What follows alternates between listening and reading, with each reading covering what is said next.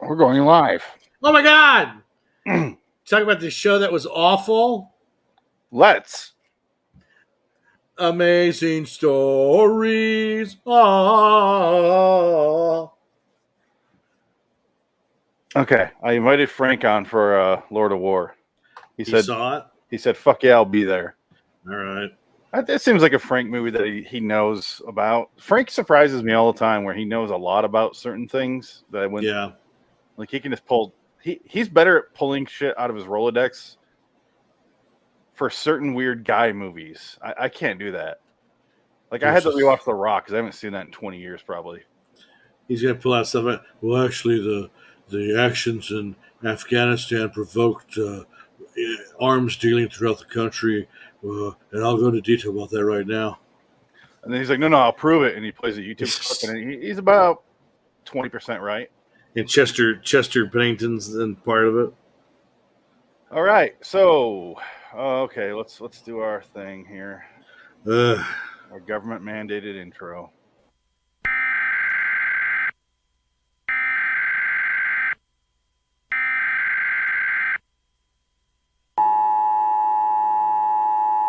This is not a test. This is your emergency broadcast system announcing the commencement of the weekly podcast sanctioned by the government of Wonderland. Swear words of Class 4 and lower have been authorized for use during the podcast. All other swear words are restricted. Wonderland officials of ranking 10 have been granted immunity from the podcast and shall not be harmed. Commencing at the siren, any and all crime, including murder, will be legal for 1 continuous hour. Police, fire, and emergency medical services will be unavailable until the podcast concludes. Blessed be our Wonderland leaders in America, a nation reborn. LIW Anthology series review is now in effect.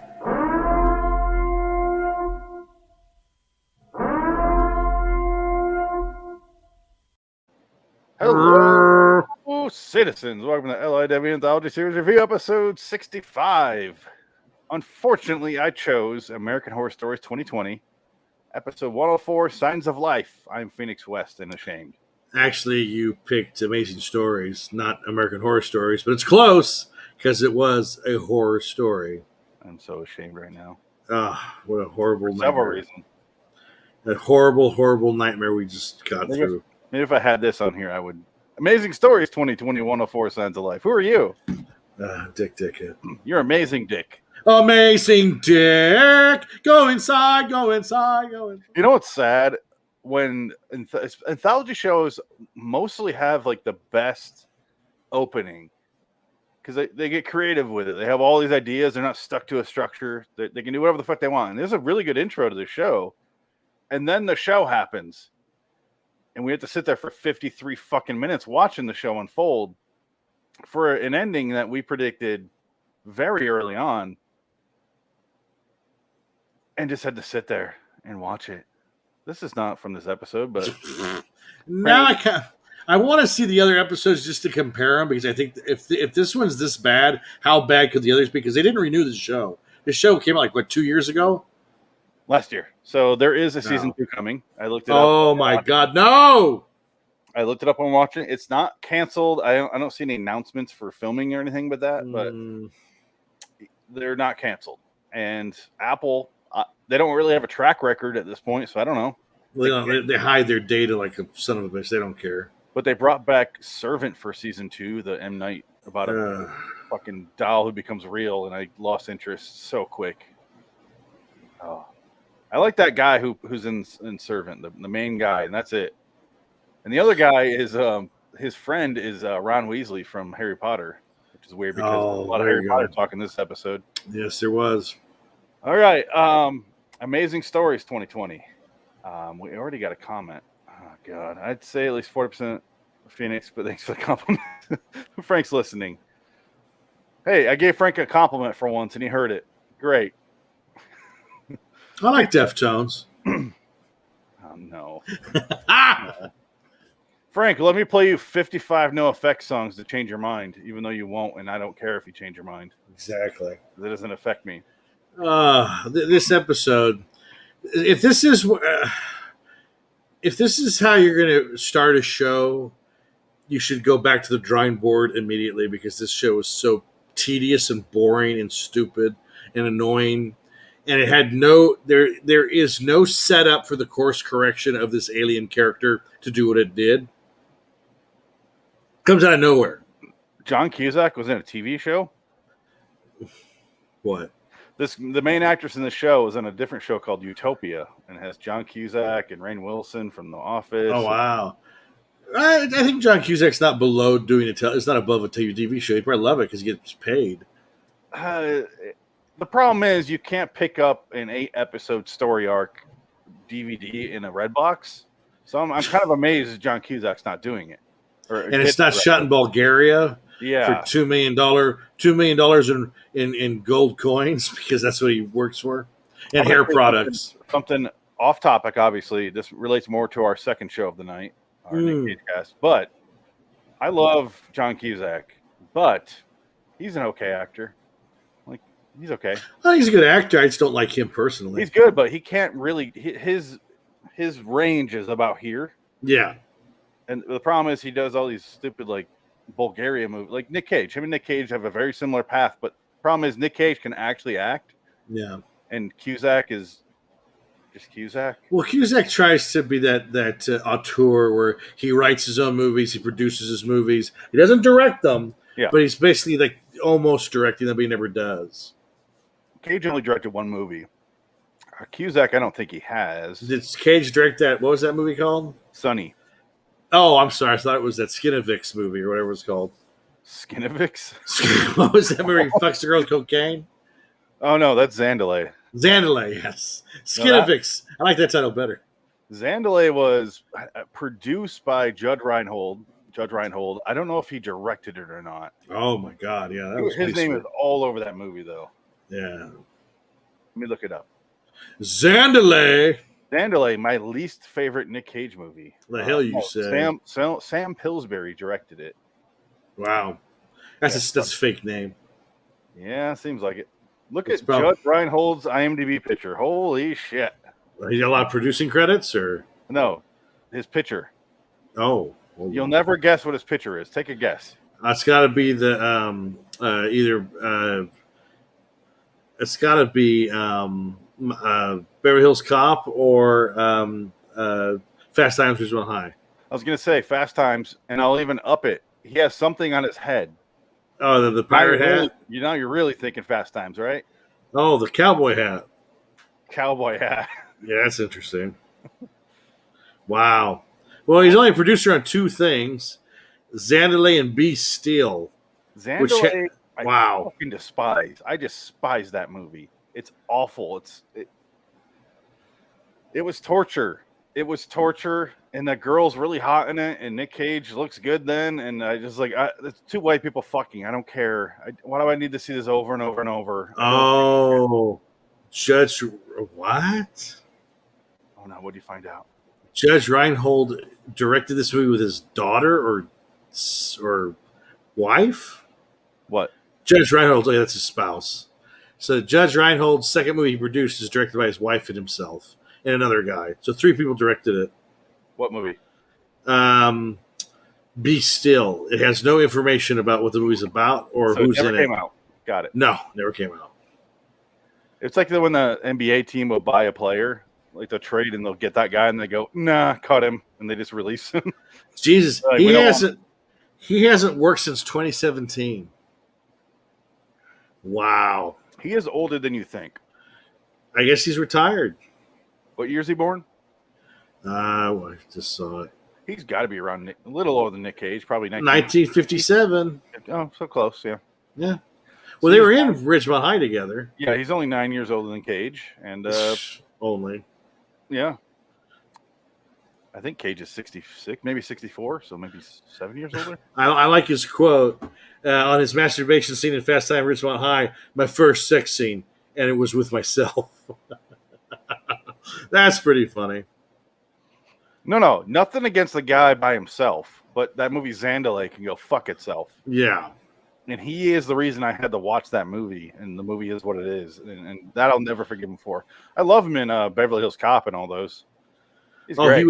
He was even in the show. Beverly Hills Cop show? Yeah, he played the same character. They made a new one of those in the probably 5 years ago, maybe 10, by Barry Levinson, I want to say. Barry Sonnenfeld directed Barry it. Sonnenfeld? I can't remember which Barry. And written by Sean Ryan, the guy that created The Shield. So that's big pedigree. Didn't happen. It was a pilot, and that's it. Yeah, you cannot find it. I tried. I've been trying. You cannot find it. I want to watch it, and nothing. Here you go. This was filmed a while back. It was put out to a few test audiences. The result was a complete mess. As of summer 2018, it has yet to have a wide release. Who plays Axel Foley? It's not Axel Foley. It's his nephew. So who's his nephew? Brandon T. Jackson. No idea. I think that was the guy from Tropic Thunder. No idea. Tropic Thunder. It's that guy. And he was in Big Mama's House. He's in BoJack Horseman. He's in Percy Jackson, The Lightning Thieves, and that's about it. Wow. Literally nothing I've seen. Except for Eddie Murphy came up with the idea for the pilot because he did not like any of the scripts for a proposed Beverly Hills Cop 4. Eddie Murphy shit, but I love Eddie Murphy, and okay.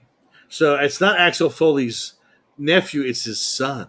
Well, that makes more sense. But yeah, they never delve into his personal life in those movies.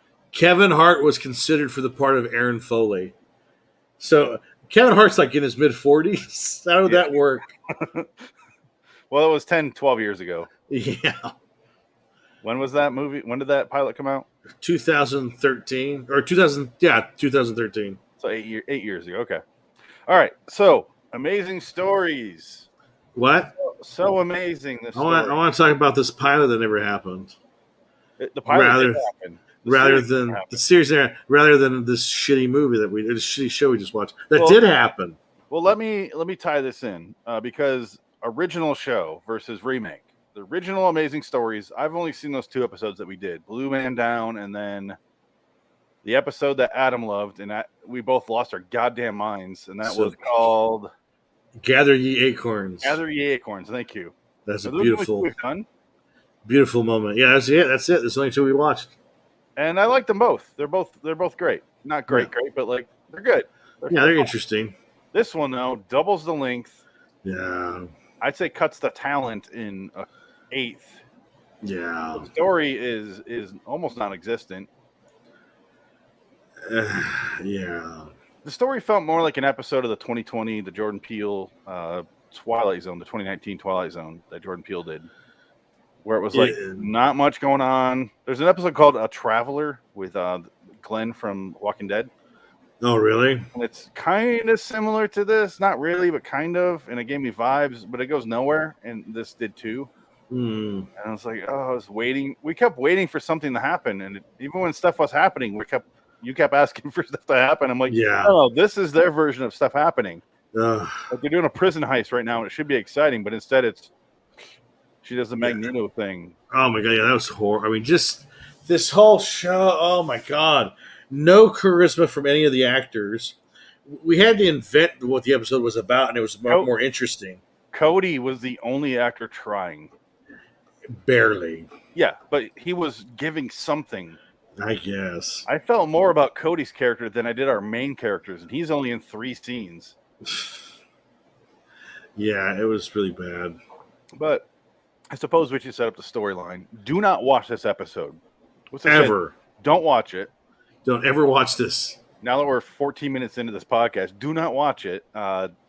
It's not horrible. It's just not worth your time, and it's boring as hell. So, but I wasn't like, fuck. It proves to me that streaming is not the future. Because if this is where it's going, and you're going to have all these different channels who own IPs, and they're all going to have their way with these little IPs, and this is what we get, no one's going to watch them because they're just terrible. because they don't go anywhere. They're boring. They're just, it's amazing stories in name only. Yeah, and name only, and the fact that Spielberg's name is on it. Yeah, Spielberg never looked at the script. No, hell no. If he did, he goes, they wrote on the front cover signs of life about aliens, and he goes, yes. Boom. I like aliens. I like it. Is it World War II or aliens? Yes. Okay, do it. I'll do it. I signed off on that. I like it. I can do a backflip. Did you see Austin Powers 3? I did some backflips. That was a stunt double, Stephen. No, that was me. Yes, it was you, Stephen. I'm sorry. That's right. Get out of my office. Yeah, it's. Well, let's set up the basic story. There's a girl. She works at a diner. She's supposed to leave for Los Angeles. She lives in Chicago now, or somewhere around Chicago now. She lives in Georgia. Let's just be honest. It was shot in Georgia. Looks like Georgia. Made in Georgia. That thing in Georgia. But so she's supposed to go with Cody to LA. They're supposed to buy a car together and leave. They've been saving up money. Her mom's in a coma. It looks like Halloween 3 in the hospital. And it cuts there, and then the lightning hits, and then all the power goes out. But the mom comes to life again. It comes to life, and she wakes up, and she has none of the memories. She's like, who the fuck's this bitch? Why do I care about her?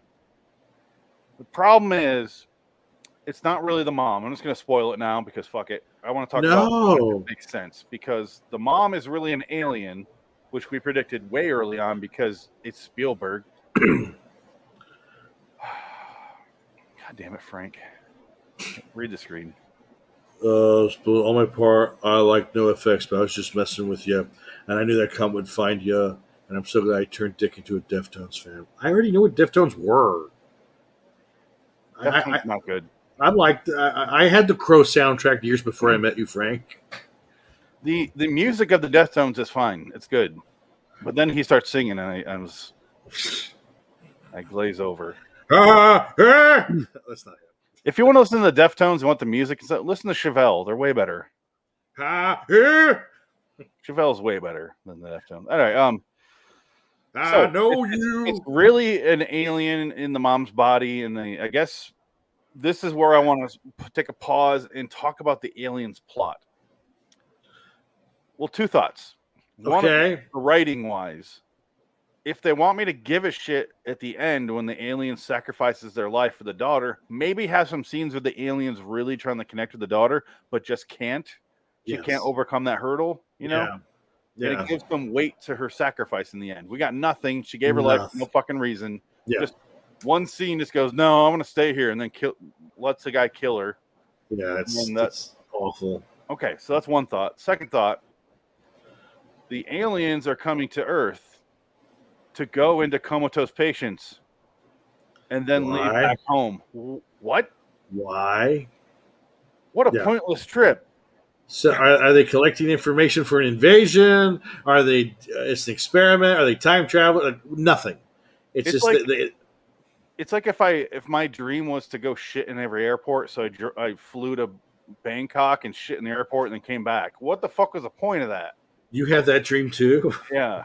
It's because it's literally they arrive on Earth, they go in the comatose body, and then they just immediately go to work on finding a way out of that place, and then they leave. And you're like, I don't know what the goal was there. We have no information on the alien, so why the fuck do I care if she is an alien? Yeah, I don't know what they're doing. How did this get made? It's not a story. Steven Spielberg's name's on it. It's not even a story, let alone a decent story, and let alone even more so an amazing story. Who was your favorite character, Dick? The series killer. Okay. We had our own mythology going on with the what's his name? What's that actor's name? Josh Holloway, who's in so many canceled shows. He's like George Clooney in a way because George Clooney was in so many pilots that never happened. So we had this thing going on during the whole episode where he is going to cancel amazing stories because that's what he does. He shows up on these television shows and they get immediately canceled. Because he shows up in this episode and he vanishes in front of her eyes and she's like, oh. And then she goes and meets him at a pool. And so the rest of the episode after that pool scene, we're talking about, wouldn't that be a much more interesting story for this? Is if he's recruiting people to go help him go to sets of shows to get them canceled? Yeah. Because Josh Holloway, after Lost, first we had the theory that he came up with the idea that they're all in purgatory again on Lost, even though the writers said they weren't. So he killed that show. And then he came on, he had the show called Intelligence that lasted all of 13 episodes. And then he had Colony, which lasted 3 years and 36 episodes. And now he's on Yellowstone. 9 episodes of that. Oh. But he's in one episode of Amazing Stories. The only series he couldn't kill, his one regret is he's in a Mission Impossible movie and he couldn't get it killed. Couldn't kill that series. Because Scientology is his weakness, was the theory. But I would much rather watch that story where Josh Holloway goes from, like Quantum Leap, goes from show to show. Yeah, it'd be so much better. I want to recruit you. I need you to go into the Georgia offices of Tyler Perry and cancel all his shows. Why? Because I'm black? Yeah, I can't go in there. I'm Josh Holloway. What show would you want Josh Holloway to show up on? Oh, he'd have to be an investigator or a lawyer, one of those shows, or a doctor. He needs to show up on all those CSI and CIS shows. He would be perfect fit for that show. Yeah. He'd be a perfect fit for a show that's like on for 25 years and not anyone that I know ever watched a single episode. What show do you think is like his Super Bowl? I'm thinking like SNL, where it's been on most of his life, where he's like, I got to get on that show. That show canceled. I think he's an ageless like space god, and so like he's just canceled shows in the 60s, like the Munsters, Atom Family, Batman. Oh, well, we did call him Bagul. Yes, he sucks on the souls of lost shows. I think so. Yeah. Ooh, that show got canceled. Futurama. His eyes I came for Futurama. I took it. I came for that other Matt Groening show. I took that. Space or Sea Monkeys. I took that show. With Futurama, he's like, I got like 4 or 5 meals out of that because it kept getting canceled. Tailspin. Oh, yeah. He gets really mad. I kept saying he needs to go after Grey's Anatomy. But he's like, that's easy prey. That's fish in a bucket. I don't want to do that. Sorry. I can't stop the powerhouse that's Shonda Rhimes. Getting Away with Murder. I'll show up on that show. Yeah. Actually, he might have been on that show. Was he the guy that got murdered? No. Might have been him. He could have been. I think he would have been on that show. I'm looking at his IMDb. Oh, yeah. That's all he has is the shows you mentioned already. He was in an episode of Walker, Texas Ranger in 2001. Yes! But he canceled that show, but it took him 500 episodes to cancel. He was in NCIS, so he was on there before he got canceled. Oh, shit. He's in the movie Stay Cool, and then he's in Lost. Was he in Jag? He's in Community. Oh, I canceled that twice. He destroyed that show. He savored that destruction. That's 2 more meals. Mission Impossible is his failure. Dan Harmon, I'm going to eat you live. I got you. And then all the shows I mentioned. Wow. The problem with Josh Holloway is I like Josh Holloway. Yeah. Sawyer on Lost, I hated him at first, and then I grew to love him because I like the anarchy character. He's just there to fuck shit up. And that's all he's there for.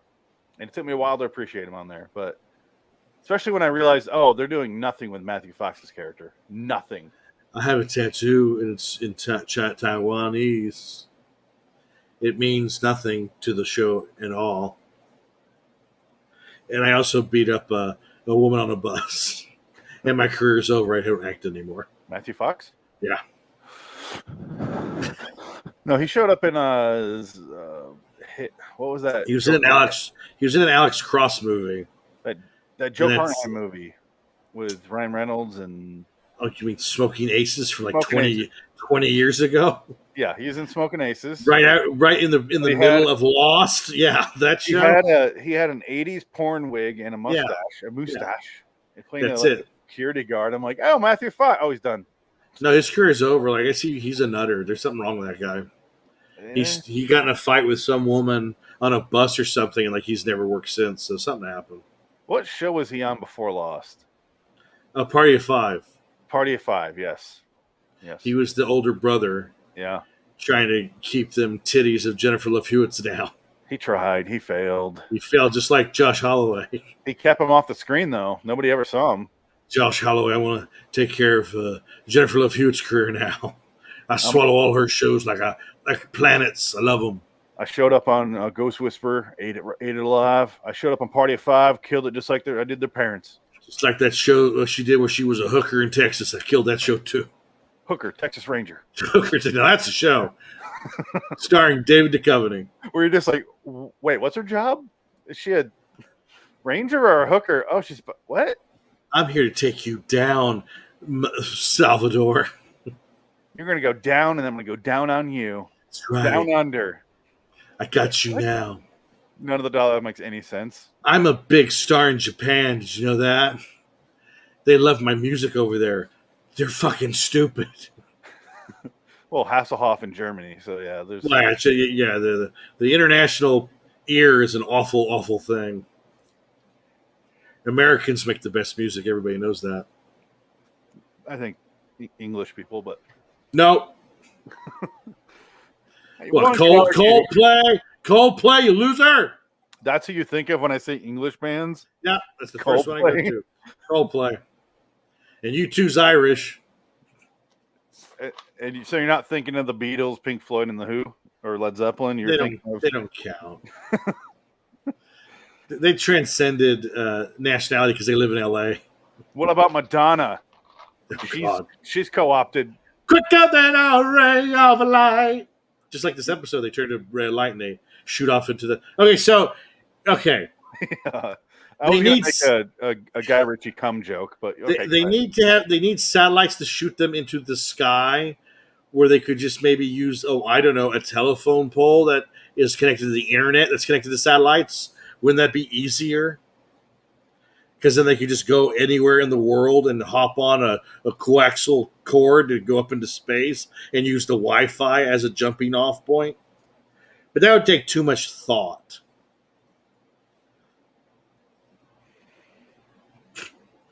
No. Rock and roll was invented in America. The Brits just stole it. And actually, the Brits don't have rock and roll. They have music like the Beatles music. It's not really rock and roll. It's kind of its own thing, you know? It's like pop with some trippy stuff. Pink Floyd isn't really rock and roll. Pink Floyd is more... Who is? Well, the Who doesn't count either. Led Zeppelin? You got no argument for that. He's more American. You cannot argue that. No. Let me see. I think he's American. I don't think he's British. Let me look up, what's his name? Who's the lead singer again? Why am I blanking on his name for Led Zeppelin? I guess I could just type in Led Zeppelin. English rock band formed in London in 1968. Yeah, Plant, guitarist Jimmy Page, all fucking British. Yeah, but their keyboardist is John Paul Jones, and that's a fake name based on a Scottish man who fought the American Revolution. I think it's more based on the Pope. Thank you. No, John Paul Jones, not the Pope. You fool. Frank wrote Key. K-E. I don't know. Okay, I think it means okay. So Frank, why did Led Zeppelin break up? Because they were not from England. Oh, wow, look at that. Doesn't make any sense. So Signs of Life. The whole episode you're waiting for her to show signs of life. And I guess that means when her and Josh Holloway keep sneaking off, and she keeps telling her daughter that she's going to these meetings, like AA meetings, but for people in a coma. Why the fuck do those exist? I have no idea. But they eventually go off and they go to a prison. She's like, puts her hand on a fence, and she's like, they're taking her now. And then they go get ready. And then they have a prison heist movie, like where they take over the truck and get the girl out of the prison, you know, which is always a fun scene in a movie. But this one is he holds out his hand, makes his bus turn over. Comes out of nowhere. Like, you don't even set it up. They set up nothing and they expect you to give a shit. Yeah, it's horrible. You gotta give us something as far as why they're doing this. You can't have the surprise be I'm an alien, because we already guessed it. So you're holding out on us for no fucking reason at that point. But they get the girl out of the prison. They all fuck off and they go to the end of Cable Guy, where the big satellite dish. And they're sitting there, and then the girl's like, this body can't handle this. And I was like, okay, yeah, because you're an alien, bitch. I get it. And then she's like, all right, bye. Boo! And the body falls over, and a little ghost phantom thing floats up, and Josh Holloway has voiceover of like, "You gotta get out of here. You gotta hurry because you'll die in this atmosphere." And then she goes into the satellite dishes, like 60 of them. Well, there you go. That didn't make any sense because they were like, she dies after she leaves the body, but wasn't that the point? Because that's why they picked the people. They were already dead from a coma. Because that's what he says. Josh Holloway says that. Yes. A fucking moth. You see it? No, I missed the Man, moth. it's look at that. Richard Gere's attacking you. Ah! Call Laura Linney. Ah! Man, it's like a bomber plane. One of those stealth things. Just get some WD-40 and a match and just start doing that all over your room. That's really safe. Scare it away. My daughter and my pregnant wife will love that. That'll be fine. All right. I got the moth, honey. Anyway, the moth did it, not me. So just say the moth knocked over a candle. The butterfly. Nobody suspects the butterfly. Yeah. How many Simpsons references can we do? I think I'm going to try to do as many as I can. There's nothing else. But when I go to Universal Florida, I'm going to get you something. They have Bort name tags. Get me as much as you can from there. There's shit. There's Simpsons stuff. Well, they have random shit there. Like they have Duff cans. Oh, I want one. Yeah, it's like an orange soda. Well, no, I'm just going to dump it out and pour because you can't keep the liquid in the cans because they'll eat the can. It's the chemicals in that fucking drink will eat the can after so many years. It's like orange Fanta. That's what I heard. I still want to try it. You got to send a full one so I could try it. Because I could probably. The only worry I would have doing that is it might explode on delivery. You just got to wrap it in bubble tape. Is that what it is? Bubble wrap the shit out of it. Yeah, I'll probably do that. It does. Yeah, maybe. Yeah, because I definitely want to try one. I'm never gonna get into Florida again. Fuck that. I'm not. No. Well, I wonder if you can actually buy it and they'll ship it to you because I'm sure they'll sell the shit out of it and they don't mind shipping anything. I don't know. Because I was learning if you go to Disney World, anything you buy, they'll ship to your house for free. It's like free shipping, whatever you buy. Yeah. So I wonder if Universal does the same thing. I doubt it. Universal doesn't give a shit about you. No, not at all. Yeah. Like this show, Amazing Stories don't give a shit about you or Logic. So, oh my God, I didn't know where the fuck we were. That was so long ago now. What was I getting to? I was working my way there slowly. And we were at the end of the episode, basically, because the Josh Holloway says, yeah, the bodies can't take it, so what do you care? Okay, yeah. And we're leaving the atmosphere via the satellites in this patch of satellites. The pretend tension where the blonde girl leaves, the prisoner girl, and then Josh Holloway's like, let's go. And she just goes, the whole time she basically told the daughter to go fuck herself in the last scene with the daughter. She's like, I'm not your mom. Fuck off, bitch. And then suddenly he's like, let's go. And she's like, no, I'm not leaving. I'm like, why not, bitch? Everything you've done so far has been leaving about guiding you on the way to leaving. And he's like, we can't leave anyone behind. That's the code. And he stops her and she turns around, she throws him and she like snaps his leg and he gets up and then he's like, all right, fuck this, and leaves. So and then she's in a coma, and then the light effect happens in the beginning of the episode. That's the alien going inside of her and bringing her back from the coma. Okay. Well, one, she's brain dead already, so, whatever. That's neither here nor there. She's been in a coma for 6 years? Is that what it's telling us? 8 years, 9 years? 19, sounds about right. Something like that. 7 years. So the alien... 6-year coma, says in IMDb. Okay, and then so why does the alien come to Earth if they can't live in the atmosphere? Why are they even here? I'm thinking when the alien took over her body, that was it going, I'm here on Earth, oh fuck! And then goes in electricity into the body where it's like, oh, we cannot survive outside of these bodies. But they know that already. That's why they say you can't survive in the atmosphere. And if they made that mistake all the time, wouldn't there be 1 million of these guys on the planet, walking around, waking up comatose patients? Because it only happens 3 times in this episode, and it's 3 different people from different years, and they all know each other. All the aliens know each other randomly. Was there a girl in prison in a coma? Why was that not in prison? I don't understand. There's no point. There's no point. They spend so much time watching this girl here. What is the actress's name? Sasha Lane, Aaliyah Jordan is her character name. They spend so much time of her just like watching the mom, like, not doing anything, just sitting there. And like making her dinner, like different foods, and it's just nonsense on the way to 25 minutes of fluff. None of that mattered. Yeah, she's an alien, and then she comes back. The daughter goes, "Okay, fuck this. My mom told me to go fuck myself, and I haven't seen her since then.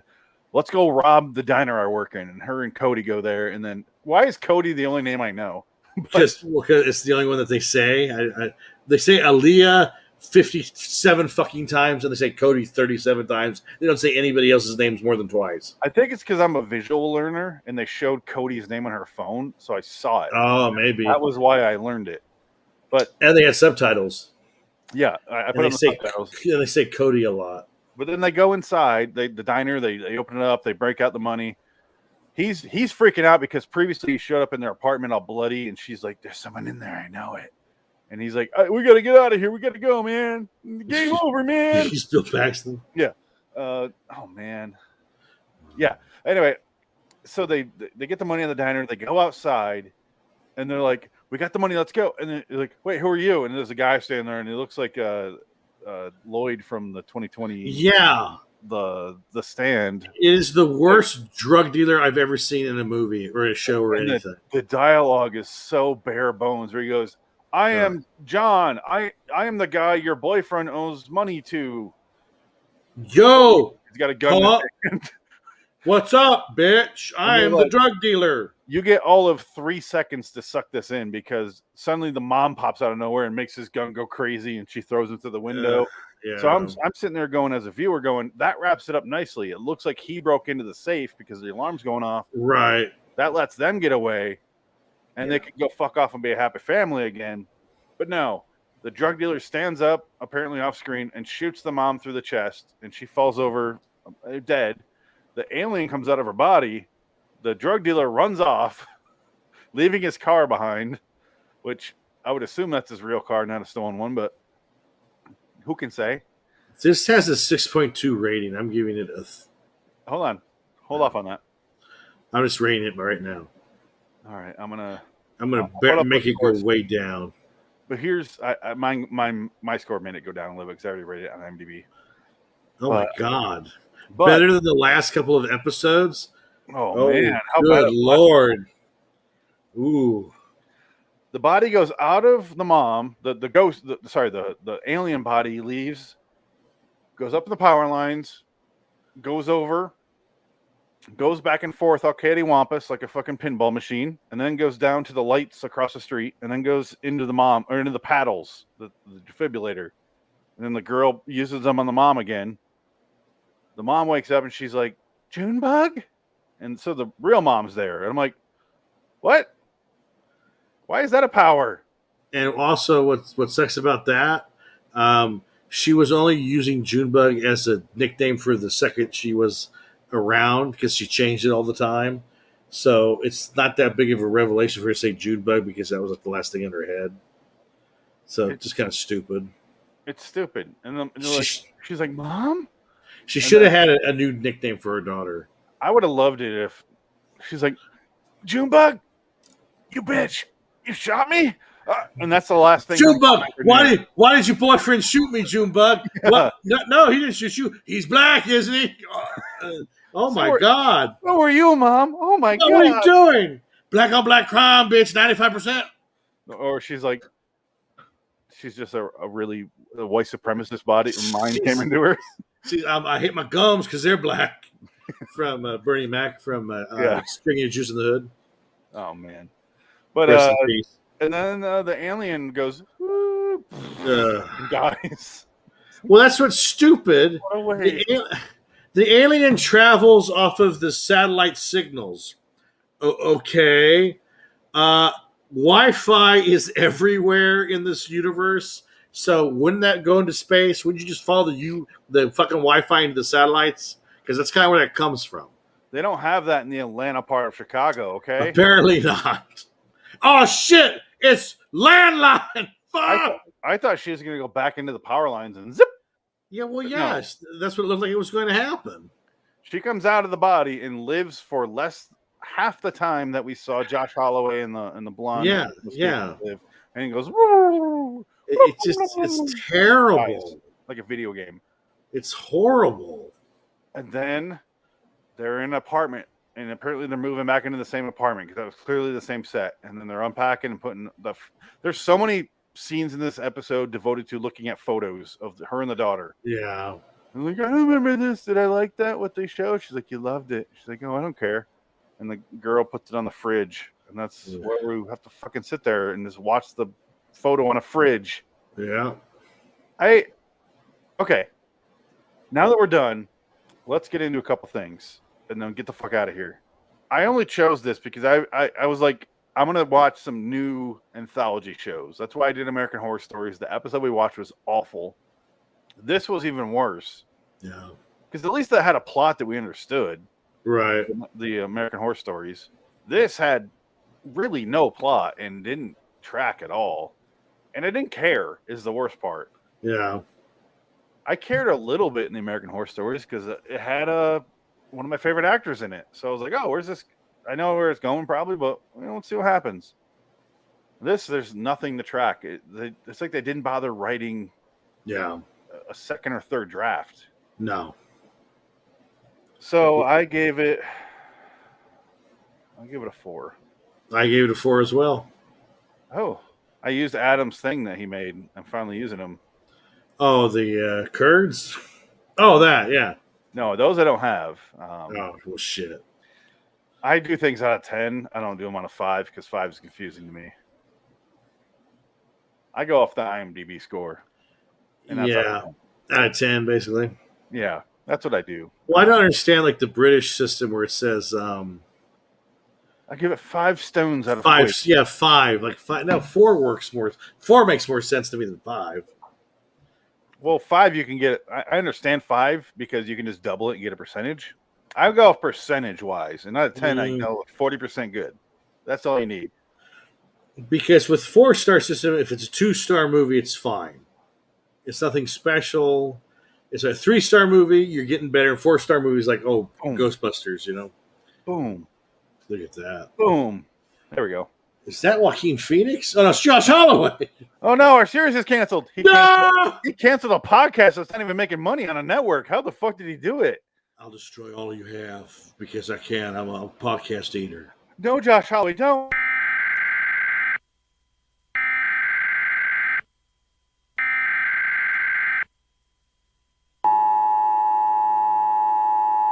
Citizens of Wonderland, rejoice in the fact that we have covered another episode on the podcast.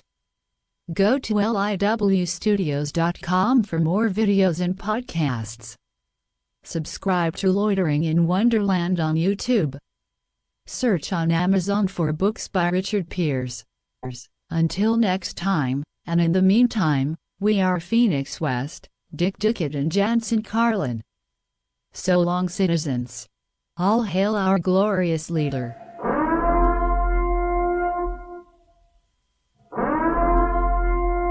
Shut off the fucking podcast now.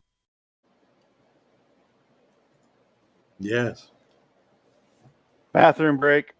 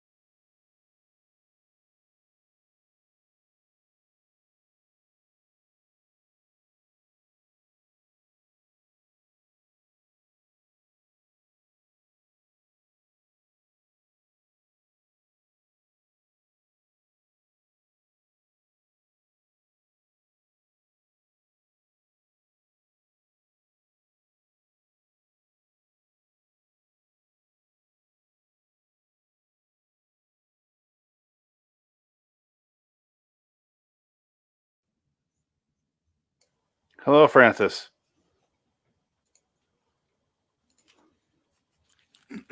Yo, Hi.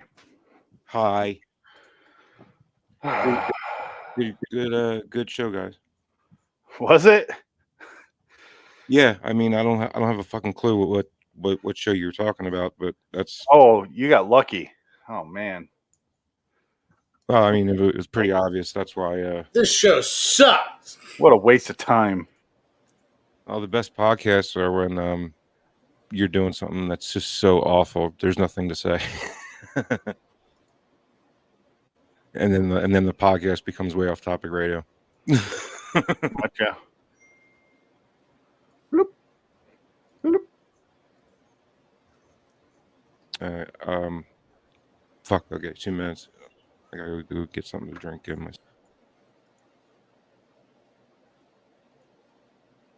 He was the one that. Okay, whatever.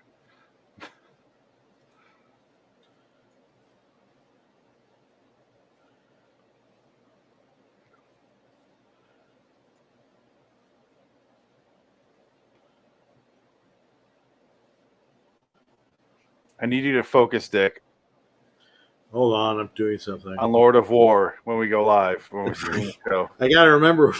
I remember some of it. It's fine if you don't remember because I need you to pay attention because it's going to be me and Frank and you and Yeah, I'll keep it. I'll keep us down.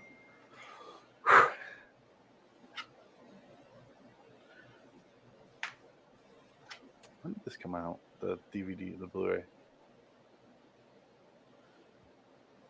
Really? Huh.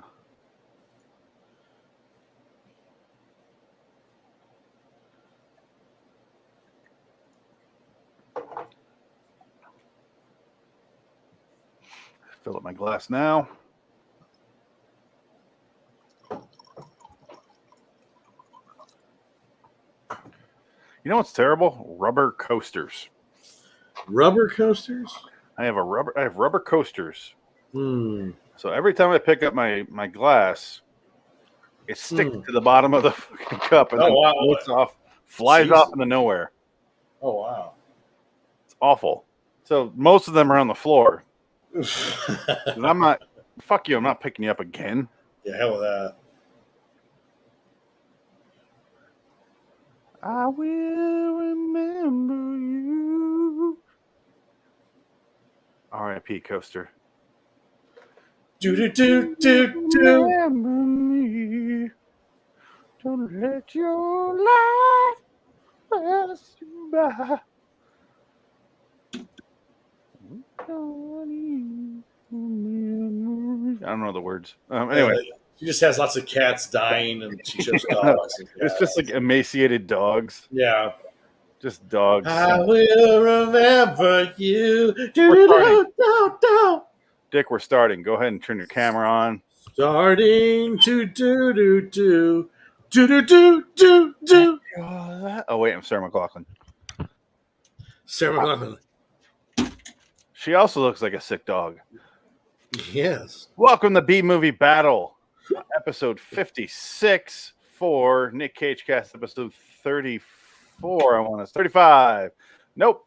Yeah, 56 and 34. My notes were crisscrossed. Lord of War 2005. Jansen, who picked this episode, picked this movie, is not here. Let me explain why. He got his second round of COVID shots today, and apparently he's been in bed the whole day. Yeah, the second one fucked me up too. Am I the only one? I got the first one. I was a little sore. Second one, nothing. Yeah, the first one I didn't feel a thing, and the second one I slept for about a day and a half. Yeah, Adam said the same thing back when he was alive. He said the same thing that you did, Frank. But yeah, second one, I was waiting for it. I'm like, here we go. You got the Pfizer one, right? Yes. Yeah, that's what I got. Pfizer. I think from what I've heard, like people who got the Moderna shot, they almost like they feel like shit almost after each one. Yeah. And the Pfizer one, some people feel like shit the first one or the second one. It's not both ever. But Lord of War from 2005, guys. You mean Warlord? No, I like it better my way. No, War Dogs. Oh, I War think Dogs. it's the Believe it same or not, movie. the only reason I've ever seen this movie is because my dad wanted to watch it, and you know, Well, in all honesty, do you think, since this is based on a true story, is Nicolas Cage playing the Bradley Cooper character in War Dogs? Is that who he's supposed to be? Let's put a pause on that because I mandated to play this.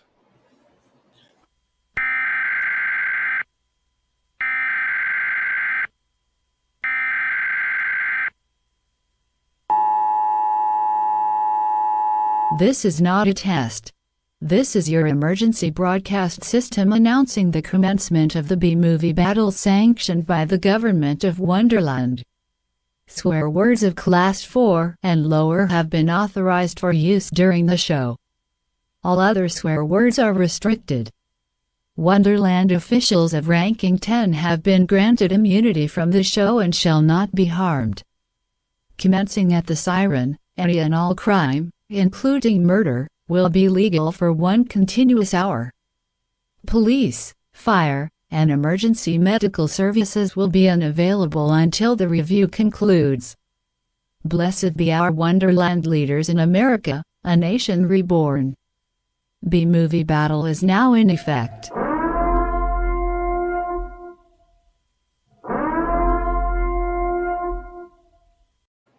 Phoenix West.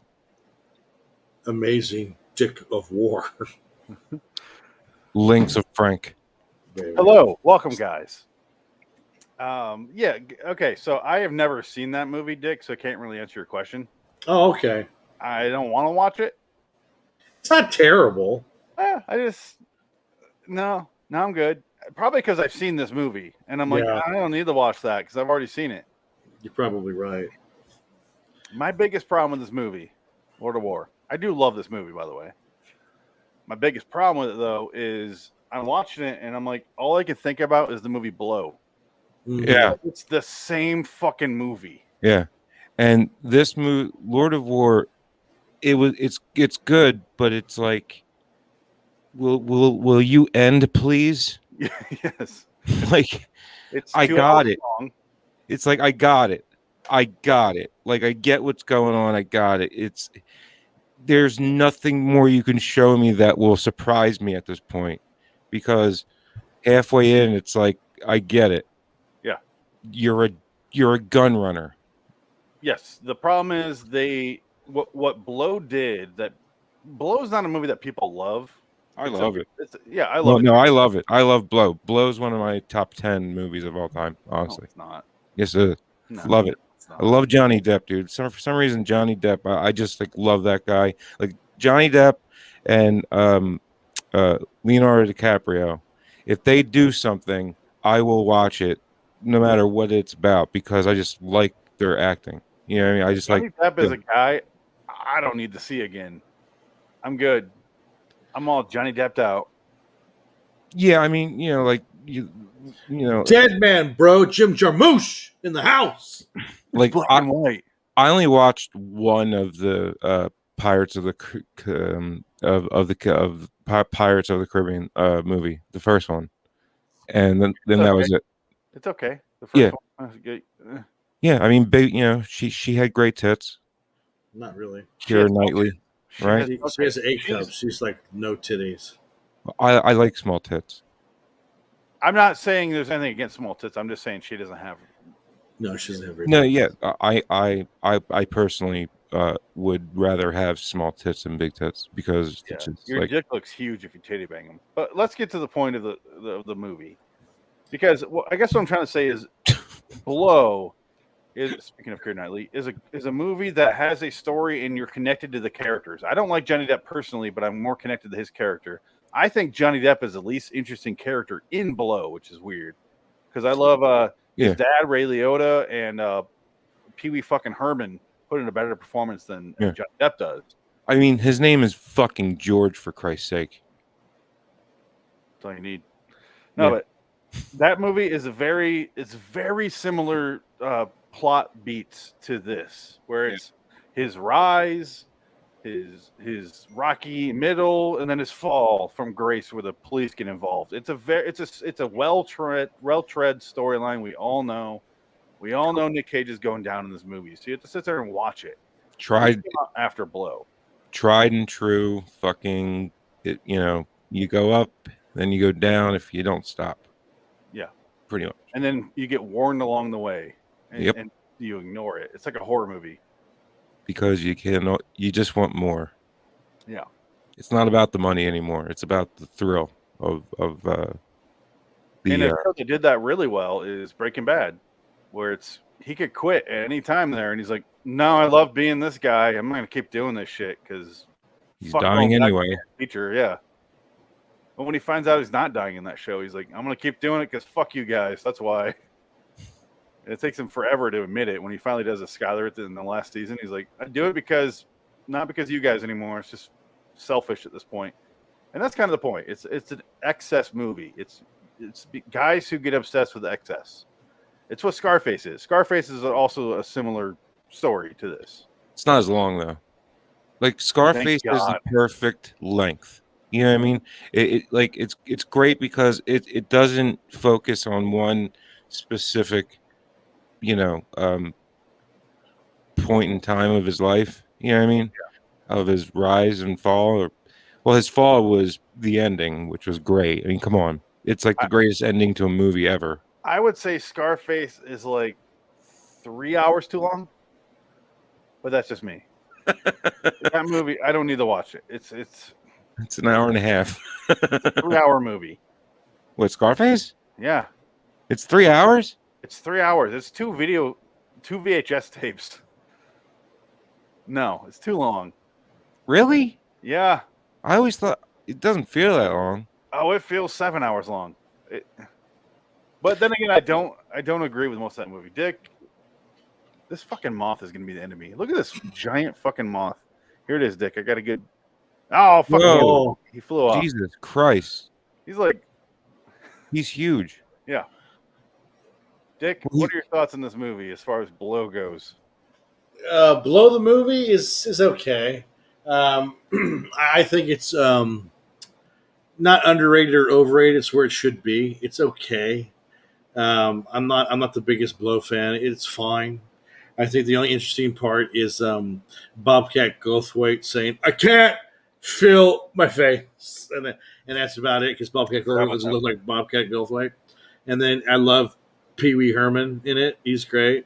Yeah. So Penelope Cruz is so fucking annoying. I can barely watch it. I can't stand her. She's so aggravating in this movie.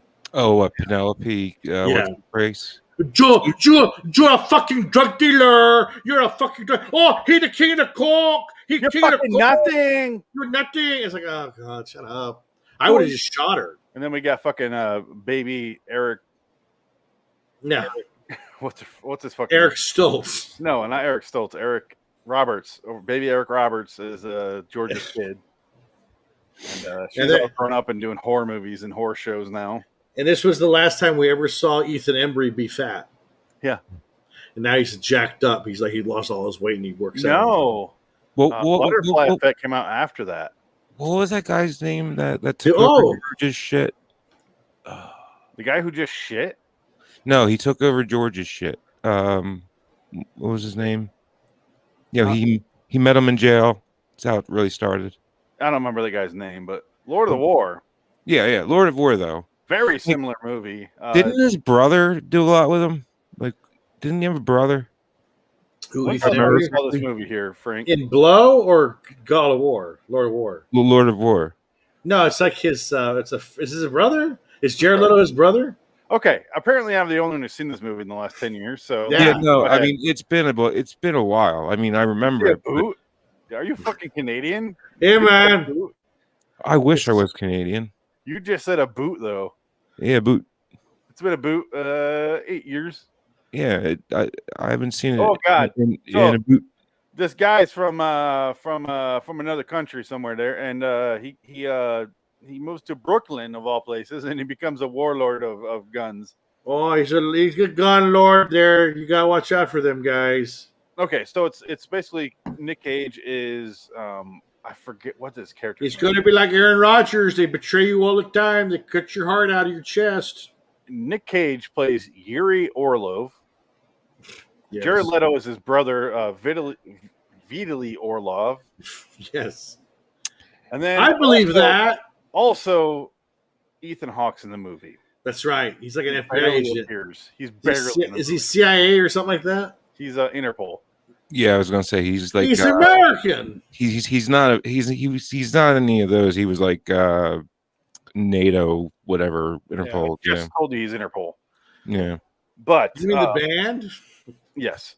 No, but the reason they give Nick Cage goes, my name is Yuri Orlov. Not really, because my parents moved here from the Ukraine when I was a baby, or when I was young. And they changed their names and they pretended to be Jewish. It reminded me of Snatch, where the guy's, the diamond dude is like, he pretends to be Jewish. He tells her kids they're Jewish, tells his wife she's Jewish. And then he does that whole spiel, like he's walking around. Oh, well, Jewish is weird. I mean, you can be Jewish if you want. You could be whatever you want to be, Frank. This is America. You can be whatever you want to be. It's a religion, right? I mean, so. No, they're going more off the race, more than the religion. I know. They're Jewish by the stereotypes. Basically, it was they escaped World War II by saying that they're Jewish. That's so that matzo ball soup is damn good. Which is the best way to escape World War II. Yeah. The best way to escape World War II is not going to St. Louis. It is to escape it if you're saying I need asylum because I'm Jewish. Well, they didn't let very true. America didn't let them in when they were on the St. Louis. They went to Cuba and they rejected him, and they ended up going back to Germany, and they were promptly put into the concentration camps. Yeah, and hiding out in the that was when America was still neutral, Dick. But we still did it.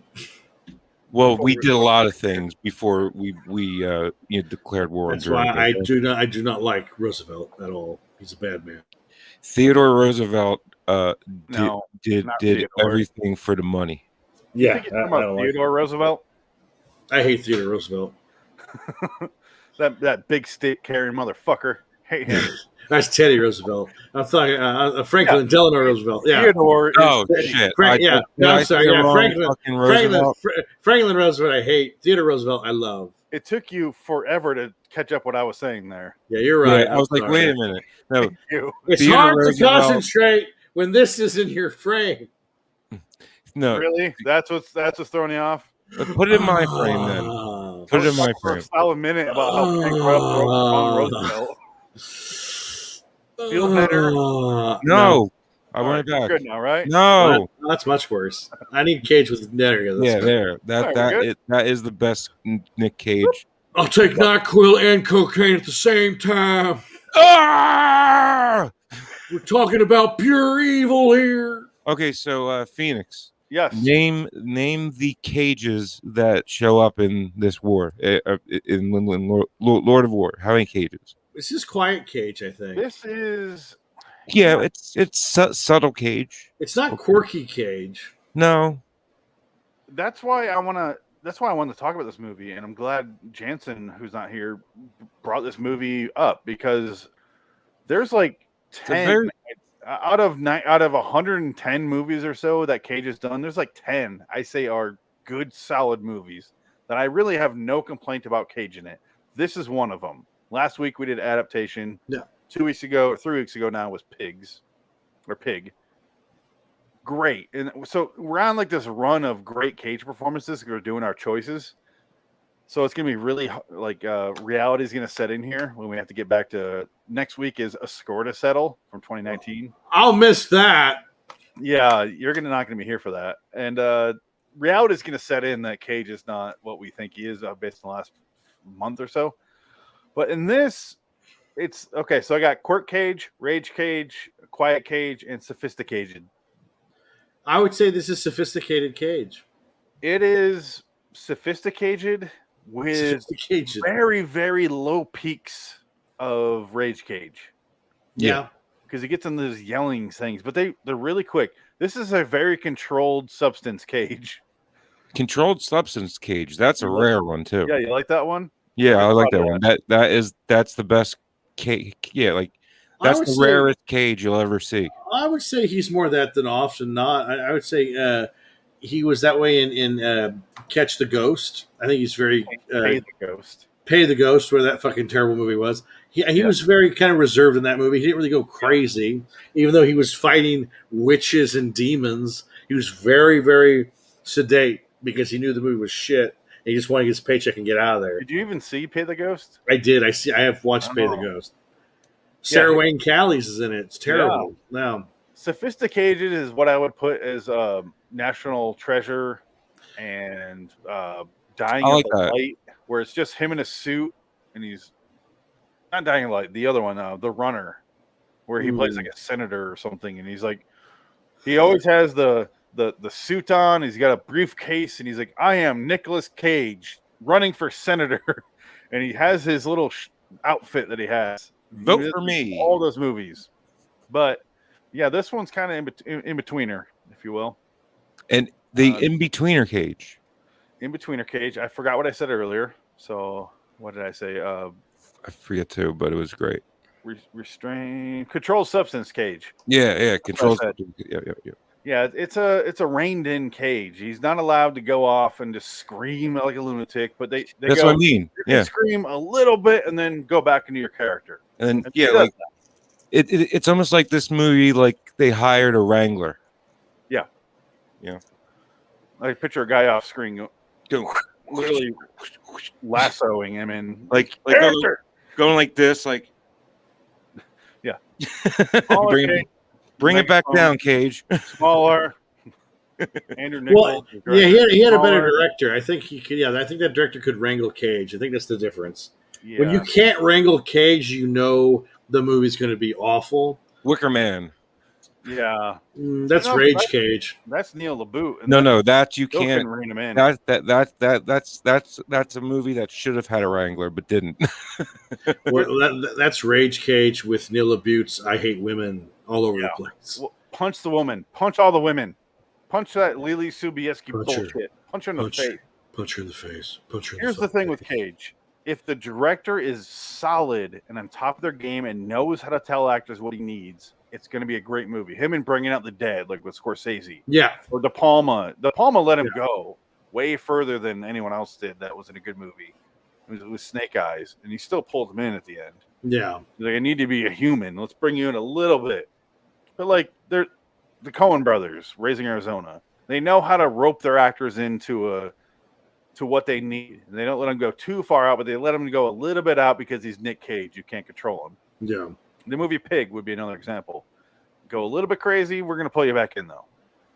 And then you get movies where Nick Cage is the reason the movie got made in Bulgaria, with like 65 fucking movies he's done. And you're like, oh, he's in the control here. And that's where it falls apart a little bit. That's where you run into trouble because he ended up with the movie where he's fascinating in it and the movie sucks because they gave him too much control. Yeah. You ever see that? You cannot give Cage much control over anything. Did you ever see that Jim Carrey serious movie where he plays a detective in some like Icelandic? Oh, what a terrible movie! Never saw it. I saw it. It's bad. He's awful. He's playing an Icelandic person. I think it's Russian. I don't know what the fuck he is. I don't think he even knows. Yeah, no. Well, Jim Carrey has totally lost his fucking mind. That's a problem. Yeah, Jim Carrey's have his mind. He didn't lose it. It's been lost for 20 years. Oh yeah, it's just he's now like just accepted the fact that he hit it well, but then it came to a point where it's like I can't hide who I really am anymore. So here we go. Except when the stories came out that Lauren Holly was hiding in a bathroom and he's pounding on the door like, "Let me in, you fucking bitch!" And he's going crazy out there, and she's like, she called the cops. Well, that was back when he was the Riddler and he was making his cane do all the tricks. His agents buried that story. You could tell because it was like that. I saw that story and then it got buried. And I was like, that happened. You can't tell me that didn't happen. Yeah, I mean, the man literally said that like we're all fucking constructs of light or something, and we don't really exist, so he can do whatever he wants because it doesn't matter because it's never happened. Everything you think you've seen me do, I didn't really do because you didn't really see it because you don't exist. That's a quote from him. I'm like, Jesus Christ, he's lost his mind. What? He's just annoying. He's annoying. The man's been in Jim Carreyville too long. Yeah. And what he did to his radiation. daughter. You can only be exposed to radiation for so long before you get fucked up and sick. I heard too many bad things about him and his daughter. He's just an asshole. He's no Alec Baldwin, but yeah. No, you greedy little pig. That makes sense to me. I can't imagine calling my daughter a greedy little pig on the phone. Give it time. She's going to do something that's going to piss you off so bad that you're going to be like, you fucking greedy little pig. No, I go, no, I'm not Alec Baldwin. Can you call me later? That'd be great. Love you. He's my anti-drug. I don't think personal shit like that should ever be released to the public, man. It's not right. He did it on purpose. And now she's married to Justin Bieber. Why is I'm just saying, no one's perfect in this world. Everybody's done some horrible shit. Did you know that? That they regret, Did you know that the greedy little pig is married to Justin Bieber? Who? How weird is that? Who? You know what's funny is I saw that greedy little pig at UFC. Yeah. She got carted off away from Justin Bieber, like right when he sat down, because there was no seat next to him for her. Wow. Well, he's into his UFC. Not now, bitch. Who are you talking about? Ireland Baldwin. Who? Alec Baldwin's daughter. Oh, thank you. Okay, finally, somebody said it, without both of you saying it at the same time. Well, and she's hot. She looks like her mom. Can you throw her up on the screen for me? Frank. She's good looking. She's a good girl. No, but I saw him. We'll get to it. They're on the screen together, and he's next to that blonde. I'm like, who's that? I didn't know who it was at the time. And then all of a sudden, I look and I'm like, I can see the seats where you're at in the. It was at the Coyote Stadium up here, and I'm watching. I'm like, there's Justin Bieber by himself, and I saw her leave after they introduced her on the big screen, and I was like, well, she's done. She has no seat here. No, she doesn't want. She sprayed it. She did it for. Oh, look at me! I love this place, and then she's like done. No, they didn't. They're like, here's Justin Bieber. They didn't say her name at all. So it was, here's Justin Bieber, and there's like some fucking blonde girl on his arm, and then she's gone. But, I'll look her up. I don't know who she is. Exactly. Somehow Justin Bieber literally is like the number one musician or whatever in the world. Somehow, he's got the most downloads on Spotify. Well, sure, because he came out of the I watch YouTube generation, so of course he's going to be number one. Yeah, but I have never once in my life heard a single Justin Bieber song. He's grown. I don't know what it sounds like. He used to be kind of an idiot, but now he's kind of mellowed out. So I have to give him credence. They look like twins. Oh yeah, look at that. They literally look like they're twins. With Justin Bieber, I have almost zero thoughts about him. I don't give a fuck. No, I don't care. And I've seen both where he's a horrible prick, and I've seen both where he's a sweetheart. So yeah. I think he's learned. When he was younger, he was a prick, and I think he's a kid. So what are you going to do? You throw money and pussy to 12. Oh sure. Oh yeah. I can imagine if we all got laid at 12. Yeah. I mean, I did, but not molested. Not molested and fucking another 12-year-old, fucking a 24-year-old model. Can you yeah. I wasn't molested. I was a willing. When your fuck buddy is Miranda Kerr, then that just tells you everything you need to know. How fucked up your brain's going to be. Shit, you can buy your parents' house for them, and then suddenly it's like, here's a bunch of model pussy, and you're like, have a normal life, kid. And you're like, well, you're going to be a fuck up for a long time. And he turned out okay. So I think I'll give him credit. I think he's not a bad guy. No, Corey Feldman, the natural. Oh, sorry, we're talking about Justin Bieber. Sorry, Corey Feldman is a talented musician. Millennium. He's so much better than what's his name?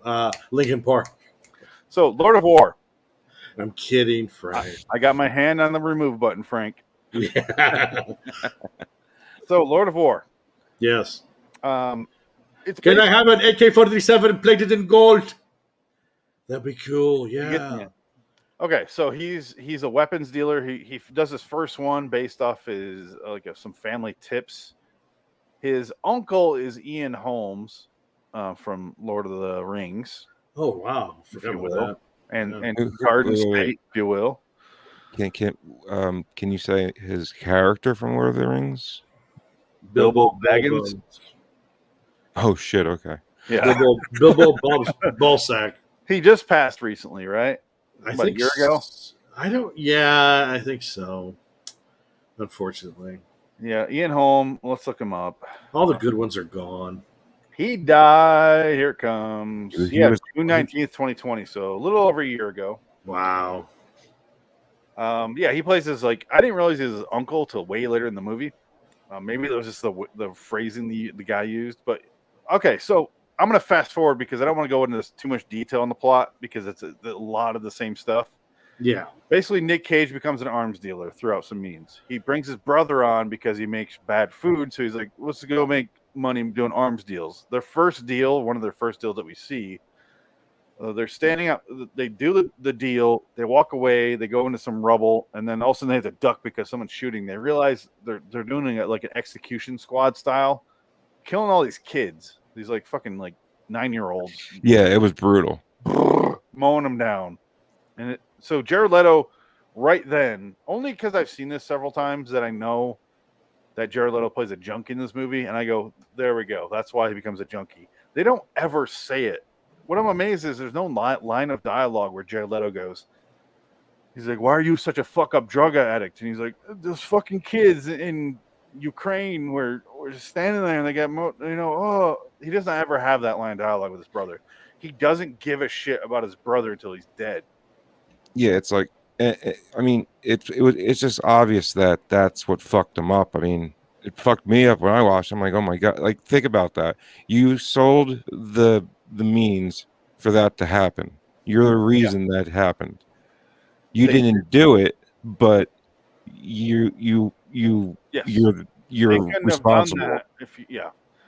It is a tricky idea being an arms dealer because Nick Cage has several different methods to talk himself out of guilt in this movie, which is like, these people have been at war for decades. If I don't give them weapons, they're going to kill each other. If I do, they'll kill each other a little faster. That's about it.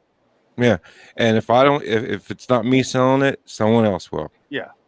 Which is all true. But look, you really want to put yourself in that situation where you're the one doing it? Most people would say, no, I don't want to do that.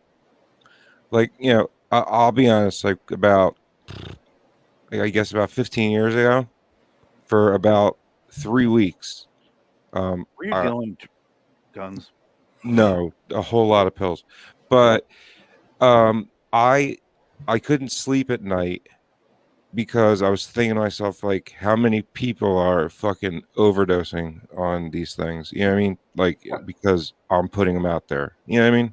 Yeah. And so I stopped doing it because my conscience got to me like within 3 weeks. I felt the same way when I worked at McDonald's and I kept feeding the diabetes fat people, so I stopped. And I keep spreading my AIDS all over the town, but it doesn't stop me. Nope. But the point is, you're basically Jared Leto in this situation where you're like, I'll do it. Oh fuck, this is what I'm doing. You see the realization, even if it doesn't happen in front of you like it did with Jared Leto, you still go, I don't want to be a part of this equation, because you can't argue the fact that Nick Cage's character is a part of the equation. If you remove yourself, someone else may take in, yes, but you're still removing yourself from the situation.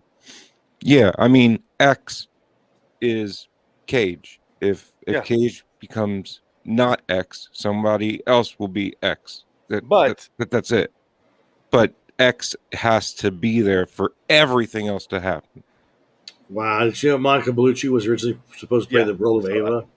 I also saw that when the studio released this on DVD, they put it in the wrong aspect ratio of 1. What the fuck was it? 7:8:1. 1.781 instead of 235. That's stupid. Which is horribly squished. Yeah, that's so you would see really tall characters for no reason. I wanted to be thinner, so I told them to make it that aspect ratio. So I guess this is the first time I've seen this in the real aspect ratio, because every time I watched it before, that was on DVD. Ah. So, and this, I got to say, this is 2005. So this is like one of the first Blu-rays, because I threw the fucker in, and it's like, welcome to high definition, before you hear anything from the movie. Yeah. Check out what Blu-ray has to offer. Shove this in your ass. It's Blu-ray. Yeah, I was getting impatient. But it's like one of these ones that has this on the bottom, 1080p beyond high definition. No special features at all. Nothing. There's interactive menus powered by meta menu technology. That's what it says. Yeah, because I think there's a special edition. You can pick play movie or you can pick chapters. Trailer. Amazing. There's no option for subtitles. I had to play the movie and then choose subtitles. Oh. I have never, ever seen a trailer for this movie. I didn't even know this movie existed until my dad wanted to see it. And then I watched it with my dad, and I was like, this movie is great. Yeah. Loved it. It's a solid movie. It does have a lot of shit that's kind of dated now. Yeah. I mean, it also has a failed David Fincher style opening sequence with the life of a bullet, I guess is what you call it. Because Nick Cage. The movie opens like this: a bunch of bullets, and it comes on Nick Cage's back, and he turns around, and he's like, "We have enough guns in the world for one out of 12 people in the world. My only question is, how do we get arms in those other 11?" And then it cuts to the life of a bullet intro, which is you see a bullet and it like gets made, and then it goes into a box, and it goes to this war place, and it goes to the next place, and then eventually it gets loaded into a gun, and then pulls, and it goes into a child's head. Mm-hmm. See, it takes forever. But it's like David Fincher, like Fight Club or Panic Room style, where it's like clearly CG bullshit, and it looks dated. And it's like, ugh. But yeah, I mean, like I said, I haven't seen it in maybe 10 years. But I remember the beginning really drawing me in because I was just like, wow, this movie's going to be fucking deep. Like this movie's going to not hold back. You know what I mean? And I really I appreciate that. The not holding back shit, because it really, because reality is, life is fucked up. There's a lot of fucked up shit out there, and people really just over their fucking eyes, and they'll do and say and think whatever they need to, so they don't feel guilty about what they're doing. Right? Well, there's a line that speaks directly to that in this movie, where he goes at the end when he gets arrested by Ethan Hawke character. He's sitting there and he goes, "You think I'm the worst piece of shit ever to exist, but you realize I'm a gun dealer.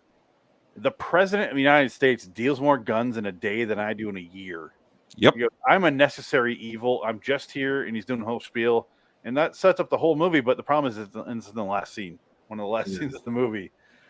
But look, bottom line is, if World War II didn't happen, we, as the country of the United States, would not be the superpower it is today, because we made so much money selling guns to the Allies and shit, and we would only accept gold bars.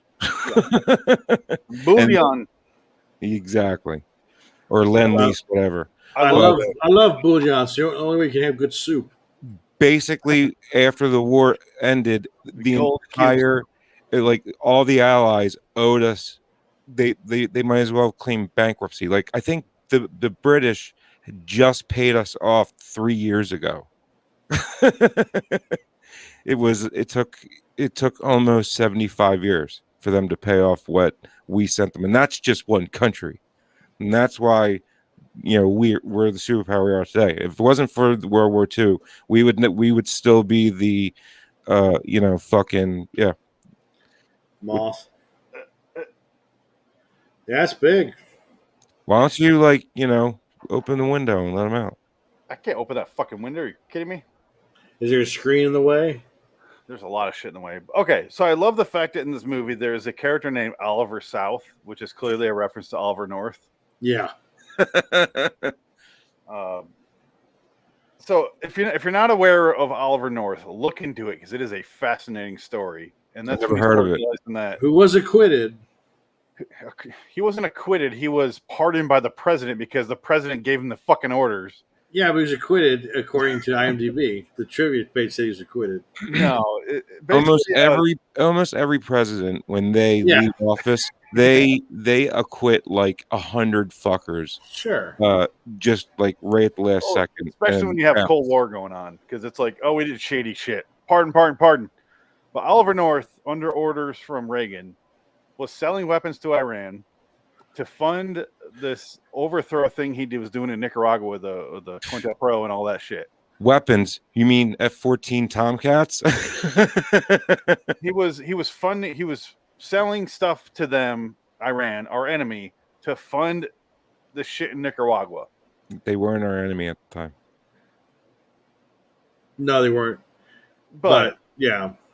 But because Ayatollah wasn't around yet. Here we are. You know what I mean? Its point is shady shit. Basically, that happens every year. Our only biggest threat right now is only a threat because we gave them everything they have. Yes, that's what I'm saying. Well, China's the bigger threat now, though. Yeah, and they're doing it all themselves. We haven't helped them at all. Yeah, well, China scares. China, you should be scared of China. That's all I gotta say. I'm not. China is going to invade Taiwan inevitably, and we will be in another war, and it will be with China because Taiwan is just, I don't know. We're not going to go to war with China. No, I think we get a hold of Japan and we go, hey, can you send some guys over there that were around back in Nagasaki days and just have like a motivational speech or two, maybe? China hates Japan. If Japan wasn't there, like, oh, let's not do that. And Japan ain't going to do shit because they're weak as hell. Japan is not weak as hell. What are you talking about? They're weak. No, they're not. No, they're not. They are. They don't have a military. Yes, they do. And we've supplied. We are their military. That's my point, Dick. Yeah, we would lose that war. It would be bad. No, we wouldn't lose that war. They would just nuke Japan. China has, what, 2 carriers? We have 12. China already said they're going to nuke Japan if they interfere with Taiwan. They've already threatened Japan. Well, China does know that that's a fucking blank statement, because if they launch, then everyone else does. No, because no one wants to go to war with China. Can I give you a spoiler? Nothing's gonna happen with any of this shit in our life. No one's. We're all gonna make love with each other and spend money, and everyone's gonna suffer, and the people in power aren't gonna care. Yes. Same shit, different day. Same shit. It will not change. Yeah. That's what's going to happen. That's why the whole Cold War scare was nothing. That's why the whole Red Scare was nothing. They've already taken over Hong Kong without a fight. We can make money while doing nothing. Wait, time out. They didn't take over Hong Kong, dude. That was a contract that the British had that they... No. Hong Kong was independent, and now China took it over. It's done. No. There was a contract that... Yeah, that was in 1997. Yeah, 97 they left, yeah. Yeah. Hong Kong was an independent place for a long time. Negative. It was. No, it was, because the Brits left. It was its own kind of sovereign state, but now it's not anymore. It's a city. I mean, what were they going to do? They were obviously going to become Chinese. That's the took problem. Out the fucking Dalai Lama in Tibet. No, that was Donald Sutherland. That was Oliver South in JFK. He did that. All I'm saying is the first day of our new president's whatever term starts, China flies like 4 fighters right into Taiwan's. Because they know they can get away with everything. They don't. They want to see how weak or strong our president was, and we didn't do shit about it. We're weak as hell. Yeah, we know that. So in Tibet, they have the Dalai Lama, right? Is this Kundun? No. I'm gonna real quick. So basically, when the previous Dalai Lama dies, he's supposed to reincarnate someone, and then the monks find who that is. They found him.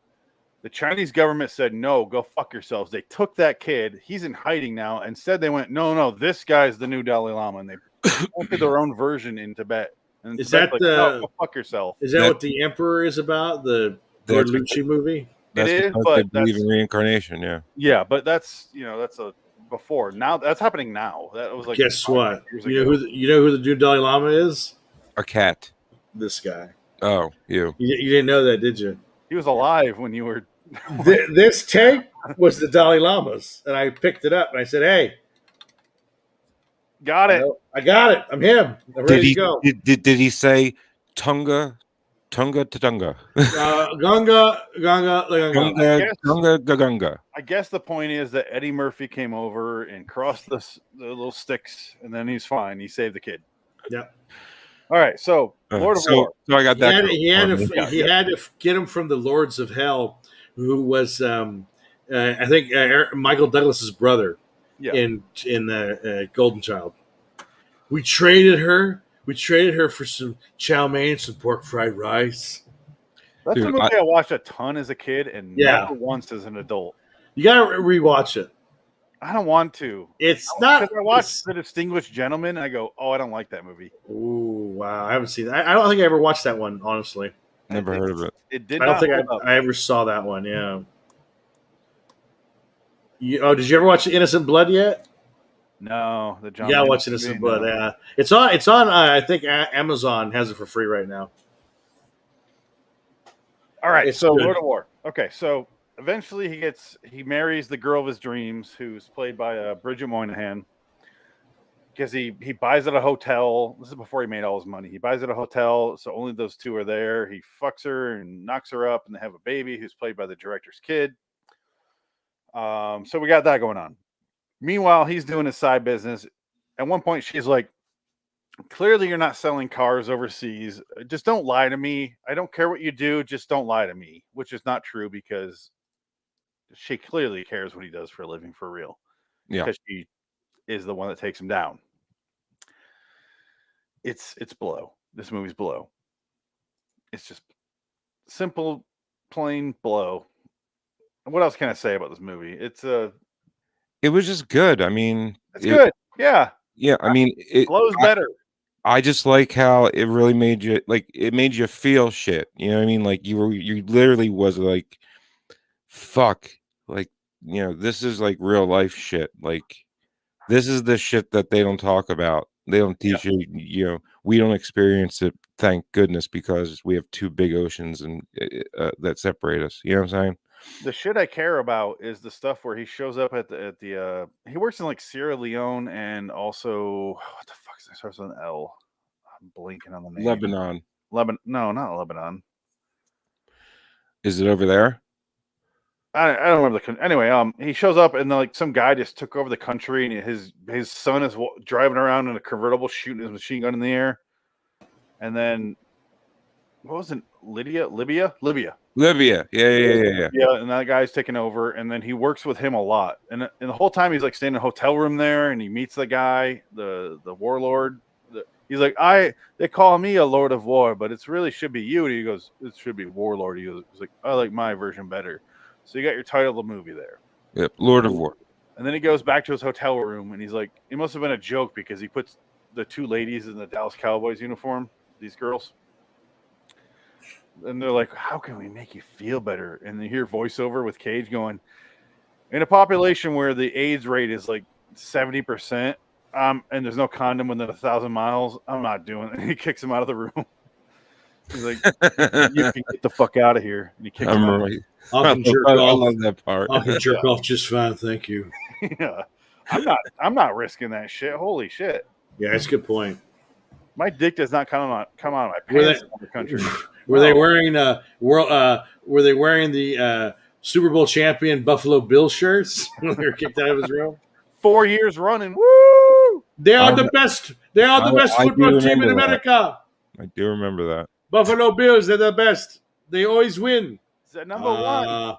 Who beat them? It was the Cowboys. Giants. Oh, everybody. Giants. Cowboys twice, I think. Yeah. And Cowboys. It was Cowboys, 49ers. Giants, Cowboys, Niners. Yeah. Yeah, Niners, because Steve Montana. It's Steve Young and Joe Montana. It was after Joe Montana. Yeah. So what happened with Aaron Rodgers? Did he leave, or is he back in Green Bay? He resigned. He re-signed for like $500 billion. He resigned, and now he's there. So yeah, okay. So it was first year Giants, and then Redskins, Wow. And Wow, What? really? They won a full Super Bowl? I didn't know that. Yeah, I didn't neither did either. I. Wow. You mean the Washington D.C. football team? Yes, but the next year after that were the 49ers, so we were close. Mm. We were off by one Redskins because obviously we don't associate them with greatness because No. obviously. Yeah, like you Yeah. you would think Philly and the Redskins, since we're in the same goddamn division, it would be like a huge rivalry. It's not. We don't care. I mean, the Giants, we don't care.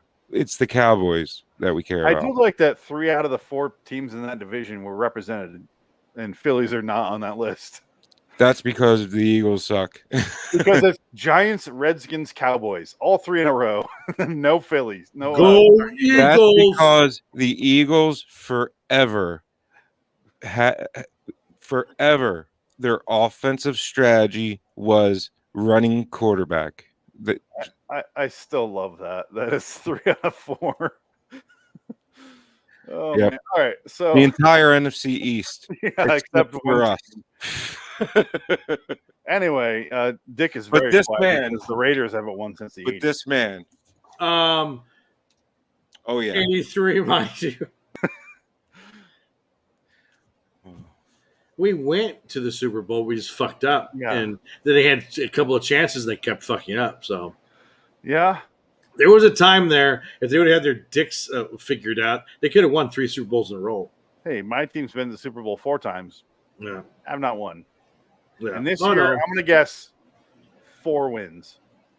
Well, who's your team? Vikings. Oh, they were actually good not too long ago. Yeah, but No, now here we yeah, are. but- Everyone's hurt. but then they were beat by the Eagles. And then the Saints the year next. And then Well, the Eagles, didn't they beat the Patriots? Yes, we did. Yeah, that was a good one. That's a good win. We went to 2 Super Bowls. And then you got rid of your. Patriots beat us the first time, and we beat the shit out of them the second time. And then you fired your quarterback. Yeah, good. because he Should have. He was suck. not a quarterback in the Super Bowl. It's not No. like he won the quarterback or the Super Bowl for us. It was our backup. He didn't pull a Joe Flacco and said he was an underrated player. And then go to Colorado. He's and in Indianapolis. now. fail. Yeah. Joe Flacco, who signed a $100 million contract with the Yeah. Ravens because he said he was the most underappreciated man in football. Is Flacco our quarterback now? Probably. No. I think so. No, I think Flacco is Joey Flacido. I'm pretty sure Flacco just signed with the Eagles. Flacido. Oh God, maybe he did. Yeah. I know he did. Oh. Yeah. Our starting he quarterback is. is Joe fucking Flacco. I'm the greatest quarterback in the history of the NFL. I'm top All 5. right. I'm a top 5 quarterback in the history of the NFL. Somehow Flacco's entire career was Delaware to Baltimore to Philly. Flacco on his backo. Yeah. Another Simpsons reference.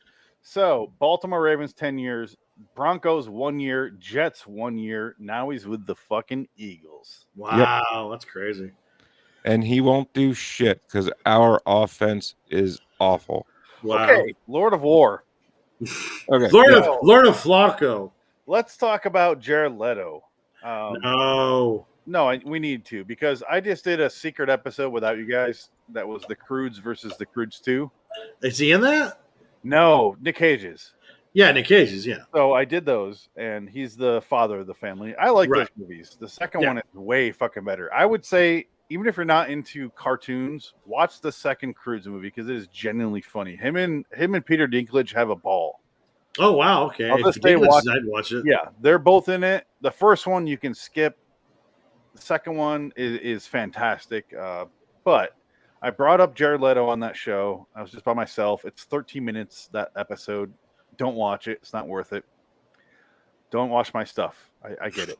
But I brought up Jared Leto at the end. I go, I have a love-hate with him because I like the first 30 Seconds to Mars albums. The second 2 or 3 are fucking garbage. They're Jared Leto going, I'm fucking D. And he tries to sing. And Jared Leto in his early movie roles like Fight Club and Requiem for a Dream and stuff like that are good. Who is Jared Leto? Jared Leto is his brother in this movie. Oh, okay. He's the singer of 30 Seconds to Mars, the band. I've heard of them. I've never heard Jared Leto. He's in Dallas Buyers Club. He plays the transsexual. He was Joker in Suicide Squad for some fucking reason. He won the Oscar playing a fictional character in a biopic. How funny is that? Oh, The Thin Red Line? Oh, that movie pissed me off so bad, dude. I wanted to kill myself by the end of that movie. Oh, my God. Well, everybody's in The Thin Red Line. Oh. He's in Requiem for a Dream. He's in a bunch of shit. Missy and I will still say to this day that was the worst experience we've ever had in a theater. Because because we're sitting there like, will this movie please end? I'm so tired of hearing this awful poetry. Jim Caviezel going, war is hell. No, but I guess Jim Caviezel was actually his role was cut down to what's in the movie. He actually was the star of the movie. And what's his name? Cut them all out. I'm just saying, like, that movie was just like Terrence Malick. Yeah. All it was this Southern guy writing poetry to his wife. Yes. The entire. When I hear the name Terrence Malick, I immediately fall asleep. Sorry. Did you ever watch the Brad Pitt movie? Tree of Life? No. Yeah, Tree of Life. Oh, I can't stay awake for that. Watch it. Try to watch it. Whoa. No. The best part is when the DDT truck comes in and blows all the kids with the poison, and they're having fun. The Babel. Babel sucks. No, Babel is Inarritu. I hate Inarritu. Anyway, he made one good movie. It was beautiful. So Jared Leto is a very complicated man. I think if I met Jared Leto around the time of this movie, before he got all this fame, you stab him. He would have been fine. I would have talked to him because he seems like a nice guy, like back then. The problem is, after he made all this fucking money and his band blew up, he became like I want to be Johnny Depp. I want to be weird, and I'm weird. Therefore, I am the weird guy. And you're like, do you know that he's like a multi-billionaire because he invested in tech companies? Great. Like he's like insanely wealthy. I wouldn't say he did that. Good for him. No, it's just weird that most people who get rich, insane. They hire these. I think that's what happened to him. He went crazy. Fucking worked out for him. I don't care. It's just Nick Cage, on the other hand, bought dinosaur eggs. I love the fact in this movie that Nick Cage plays Nick Cage because at one point I became an art expert and I could afford art, and he buys a painting, but then you realize that's his wife. Because in real life, the reason Nick Cage owed all those taxes back around this movie was because he was buying art like crazy and not paying taxes on anything. So therefore, they took all his art, they took all his houses. Just like poor Mel Gibson. I had to sell my paintings for you. Yeah. I should get a blowjob before we get into the fucking hot tub, you cunt. I deserve it. I want to hear those clips again. Can we listen to that? Speaking of Lord of War, dude, listen to Mel Gibson's rants. I love them. Oh my god, those phone calls were insane. And they were all set up. She did it on purpose. She never hear her side's re-recorded, and his side is totally live, and she sets up to fucking egg him on, and we just don't know what it was. Yeah. But don't you think, Frank, you just said you don't like when people's phone conversations get released without Baldwin. Here you are saying they're great. Yeah, you hypocrite. Yeah, but I mean, there is a barrier of like you shouldn't. And this is a bit of a hypocrite here. Yeah, but okay. I'll admit, all molesting victims are like this. If it was just a normal phone call, right? That's one thing. Yeah. But I mean, come on, dude. It was. What? 3 fingers or 2? I'll give you 3 fingers.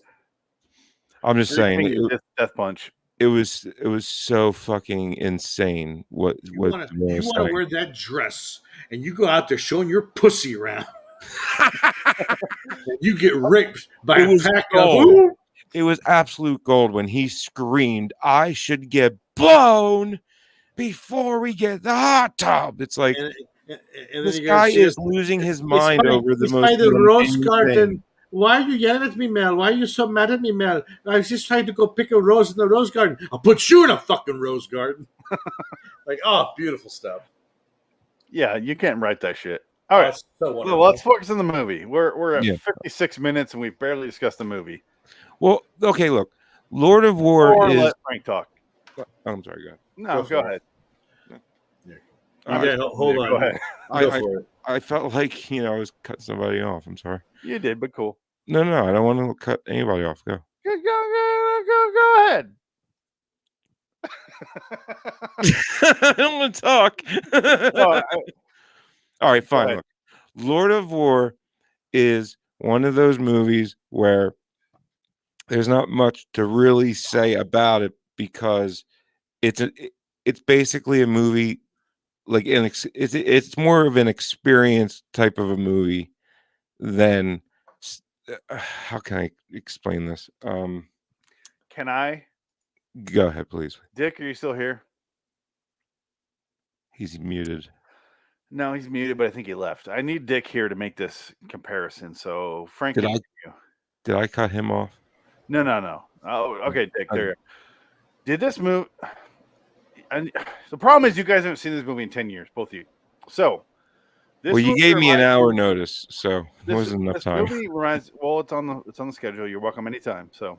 Oh, fair enough.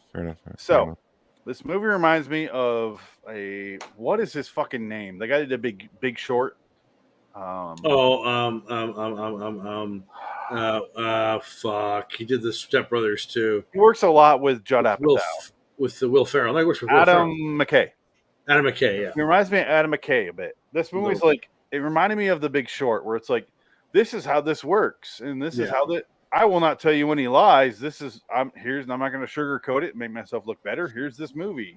Yeah. So you get at the end, it's like, this is based on a true story. And I'm like, it's a good movie compared to an awful movie, a follow-up, is Adam McKay's The Big Short is good. Yeah. Vice, or what was it? Vice is awful. I haven't seen Vice. It's so bad.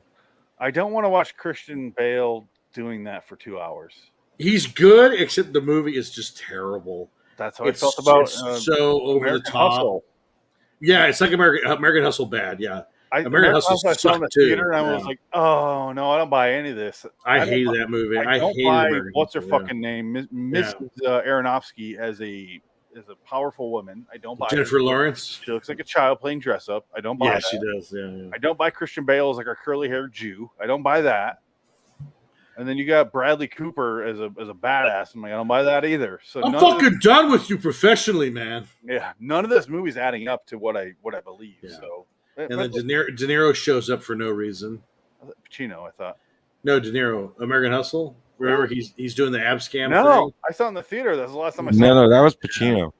That was Pacino. No, he's in. No, it's not Pacino because Robert De Niro's in it because he did Silver Linings Playbook.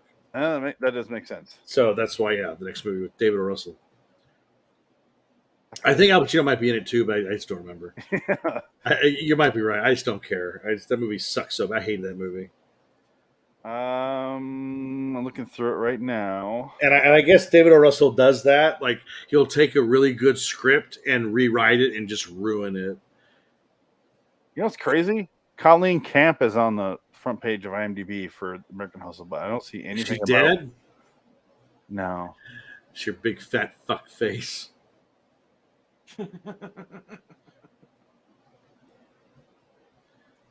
But neither one of them listed. Yeah, there's De Niro, way the fuck down there. Yeah, it's like a cameo. He shows up during the ab scams. He's like an FBI agent or something like that. How do you not list De Niro when he was in your movie?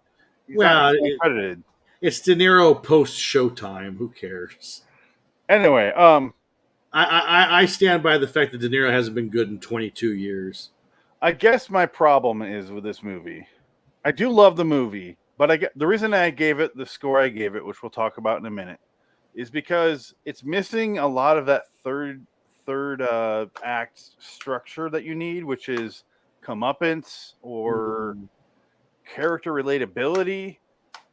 It's missing elevation of a heightening. Sorry, I'm trying to describe this. A heightening of risk. because he eventually gets out of the game to appease his wife. And then he's like, I'm going straight. I'm going to deal with oil. And then he's like, one last game, the ambassador or whatever the fuck of that terrible country where he shows up with a machine gun everywhere, shows up at his house. He's like, why the fuck are you guys here? He's like, we got one more job for you. It's very cliche. And he brings Jared Leto in to do it. Jared Leto fucks up the deal by throwing a grenade in the gun truck, blows it all up, and gets killed. He gets shot like 55 times. Unfortunately, the guy he paid, Nick Cage, left one bullet in his body and he gets arrested. And then he has that thing sorry, I keep opening this. It's distracting me. He has that conversation with Ethan Hawke, which is one of the best conversations in the movie, where he's like, you're going down for you're going to spend 10 years in court before you even see a jail where you're doing actual like time for your crimes. And he's like, here's what's going to happen. And they have that Ocean's 11 scene, which Ocean's 11 has warped my brain, where I love that stuff, where he's like, this is what's going to happen. Someone's going to knock on the door in a few minutes. And then you see that guy knocking, and then Ethan Hawke comes out in the hallway, and you have a conversation. You don't hear it. He goes, what? Yeah, he's like, he's going to say how good of a job you're doing, how you're protecting America, you're going to get a promotion. But he's going to say, you got to let me go within the hour. And then you see all that, but you don't hear it. And I love that stuff. Ocean's 11 did that perfectly. I really believe Ocean's 11 is a fantastic movie. I agree. And not for nothing, I like 12 too. 12. Well, you know who else? What other movie did that though? The same exact ending. That stupid Tom Cruise movie where he was a drug runner, and he goes, "Here's what's going to happen. You're going to let me go." America or something? Yeah, American Made or something like that. Anyways, I want to buy all you a Cadillac. I'm going to get you guys all Cadillacs if you let me go right now. They all laugh at him. And he said, and then the government calls him and says, "Yeah, let him go." And I told you, take Cadillacs. American Made, War Dogs. Will not watch. Same movies. They're basically the same movies. But the American Made is American Made is such a lie, because the real guy was such a fucking scumbag. He was shot picking up garbage in his routine in his sentence, because that's what he was arrested in America, and Pablo Escobar killed him. Yeah, shot him up while he was picking up trash on the side of the road. But yeah, I'm done with those kind of movies. I don't need to see them, because this movie really, they put the nail in the coffin. Like, I get it. Yada yada yada. I understand what's going on. It might like morality of drug running or arms dealing, blah blah blah. Like some movies are like they're, how can I put this? There's movies that will be entertaining, and they might say based off a true story, but it's they change it a lot to sugarcoat shit. Roadhouse is based on a true story. No. Yeah, it's a true story. It's based on a true story. Don't care. Well, you know what it was though? What it's based off of? No. Supposedly, this town, basically, this has happened in other movies too. This is Jasper, Texas, based on a true story. This happens multiple times in different movies, action movies. Basically, the crux of the story is a bad guy's in the town making shit go down with people. The townspeople rise as one and blow him away, murder him in public, and everybody says, "I didn't see nothing." And that's it. That's all it is. That's what Roadhouse is based off of, because at the end, that's what happens to Brad Wesley. And they say based on a true story, which is like, what? How? That one part? Stupid. Yeah. You just described the plot of that anthology series beyond belief, where it's like, I overheard a conversation where that kind of happened, so therefore it's based on truth. Are we watching one of those soon? In a month or so? Oh my God. 2 months? I don't know. 5 months away. No, you're wrong. We made it up. Lord of the War, you're wrong. We made it up. Warlord. You're a warlord. I mean, there's not much more to say about this movie. This is one of those movies where they don't sugarcoat anything. It's raw. I think it's got one of the best openings of a movie in a long time. The opening's actually really good. Yeah. Oh yeah, it's solid. Yeah, That's a nice opening. Yeah, it draws you in right away, and you're like, okay, this is because it sets you up to be like, all right, this is how it's going to be. It's instead of it's surprising you like 15 minutes in. Well, I remember the opening. I haven't seen the movie in forever, and I still remember the opening. So that's the only thing I really remember. Well, if I could do like a yin to a yang, this movie just starts off and it's like this. I'm gonna tell you this story. I'm not gonna sugarcoat it. I'm gonna to make myself look better. And he's just a piece of shit the whole movie, justifying his actions along the way, and he's wrong all the way through, and he never acknowledges it. And that's kind of nice because what do you expect from Hollywood is like, oh, I realized my mistake, and I'm not going to do that anymore. No, he just keeps fucking doing it. Yeah, he has a point at the end where he's like, I realize that they need me today, the government, to take the fall for this. Tomorrow, they're going to throw me under the bus. I get it. And he says that. And then the yin to that yang would be Fargo, which starts off going, this is based on a true story. And then you watch it and you're like, no, it's not. Come on. Yeah. Because that Lord of the War ends with, this is all based on actual events at the very, very, very end. That's the last thing you see before credits. So it's kind of like, this was based on real events, but we're not going to tell you to the end because it seems ridiculous. But then you go, oh, fuck. Fargo starts off going, this is based on real events, and then it's crazy shit after that. And you're like, no, it wasn't. And then at the end, you find out it's fake. She wouldn't stop shrieking. Yeah. And then, and that's what you get. How the fuck do you cut a car in half? That's what you get. I love what's his fucking name? God damn it! Was Sean Carroll Lynch in this movie? I wish. John Carroll Lynch is a national treasure, if you ask me, more than Nick Cage. He keeps popping up in the background of movies. They notice. He works all the time. He's in a lot of my favorite stuff. Yeah. I got shot in the fucking face. He's in so much stuff that when I hear the other day I was driving back from what the fuck ever, and on the radio I heard Panama by Van Halen, and I was like, the only reason I know that song is because on the Drew Carey show he blasted it to annoy or Mimi, his neighbor, blasted it to annoy Drew Carey, and Mimi was with John Carroll Lynch. That's right. Yeah. I was like, oh, John Carroll Lynch. That was my thought when I heard that song. It was John Carroll Lynch, national treasure. He was fucking Mimi on that show. Yeah, I'm not fucking Mimi, and if I did, I certainly wouldn't tell you. You know who John Carroll Lynch is? No. I figured as much. You'll know who he is, and you'll love him. He's in a lot of stuff. We watched him last week on American Horror Stories. I didn't even know it was him. John Carroll Lynch. I thought it was Rip Torn. Nothing. He does look like Rip Torn. Nothing. Fargo, Zodiac. What was he in Fargo? Fuck you. That's what he was in Fargo. Fuck yourself. He plays Margie's husband. I draw. I illustrate. I paint the duck paintings. He's in Shutter Island. Welcome to Shutter Island. That's right. Yeah. Surrender your firearms. The severe Boston accent. All right, Frank's gone from the show. He'll never be back. All right. John Carroll Lynch denier. I'm like, who the fuck was he in Fargo? Oh, John Carroll Lynch denier. The woman cop fucking Margie. The husband. Okay, I'll make you some eggs, Margie. Yeah, that guy. Prowler needs a jump. Yes.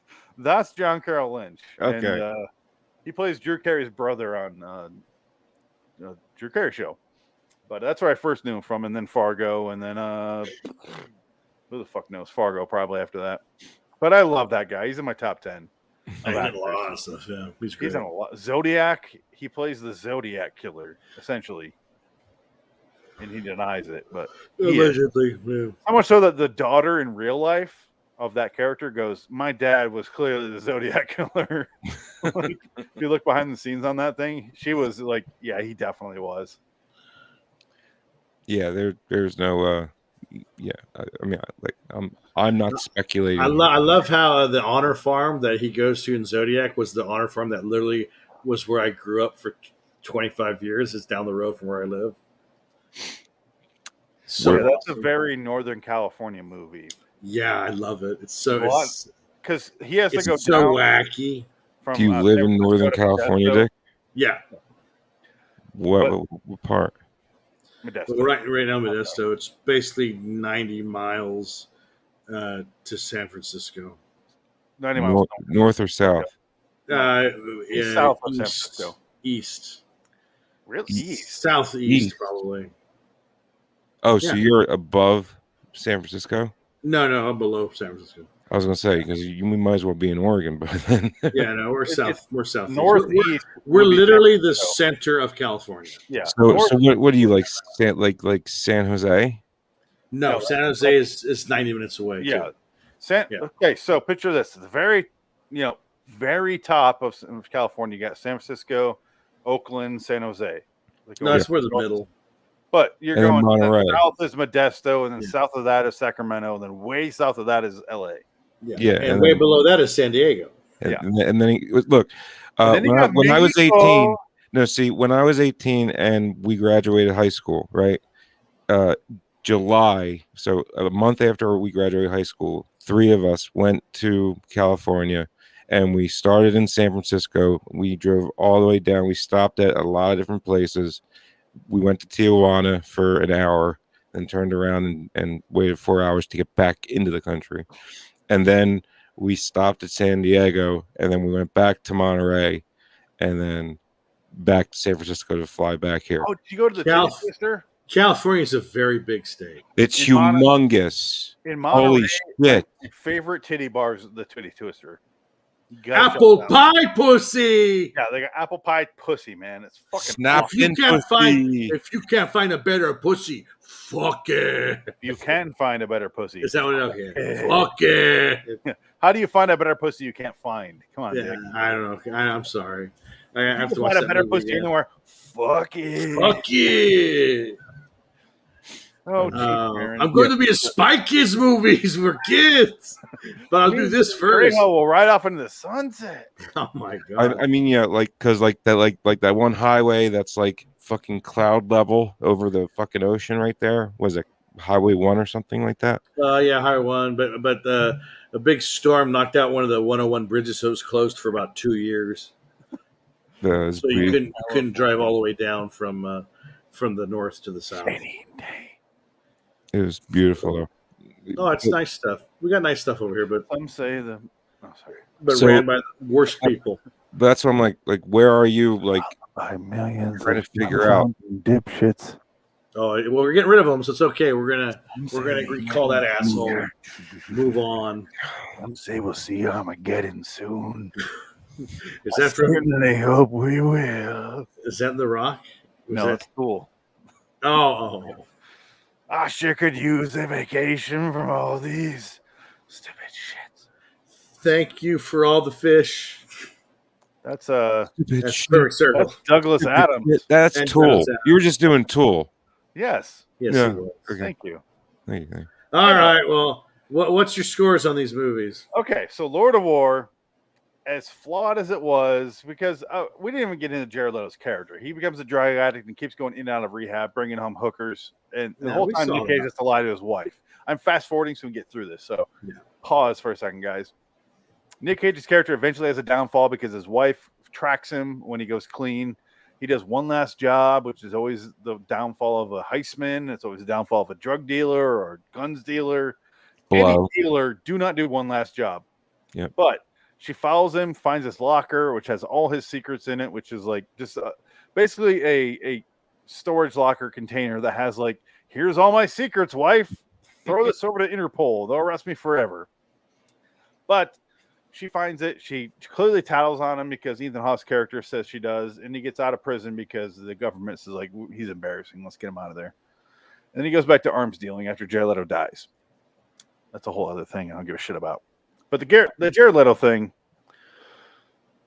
I want to like Jared Leto, but everything Jared Leto does tells me I shouldn't. He's an annoying asshole who thinks being weird is a special ability. It's Hot Topic. You're Hot Topic, Jared Leto. Congratulations. You're a fabricated special. Great. Good job, buddy. Hate that store. That's what I feel about Jared Leto and American Horror Story. They're both the same fucking thing. They're Hot Topic the show, Hot Topic the person. Jared Leto, fuck you. I think you were at one point you were a decent person. At this point, though, can't get on board with you, bro. I want to, I just can't. Unless you prove otherwise, I just can't do it.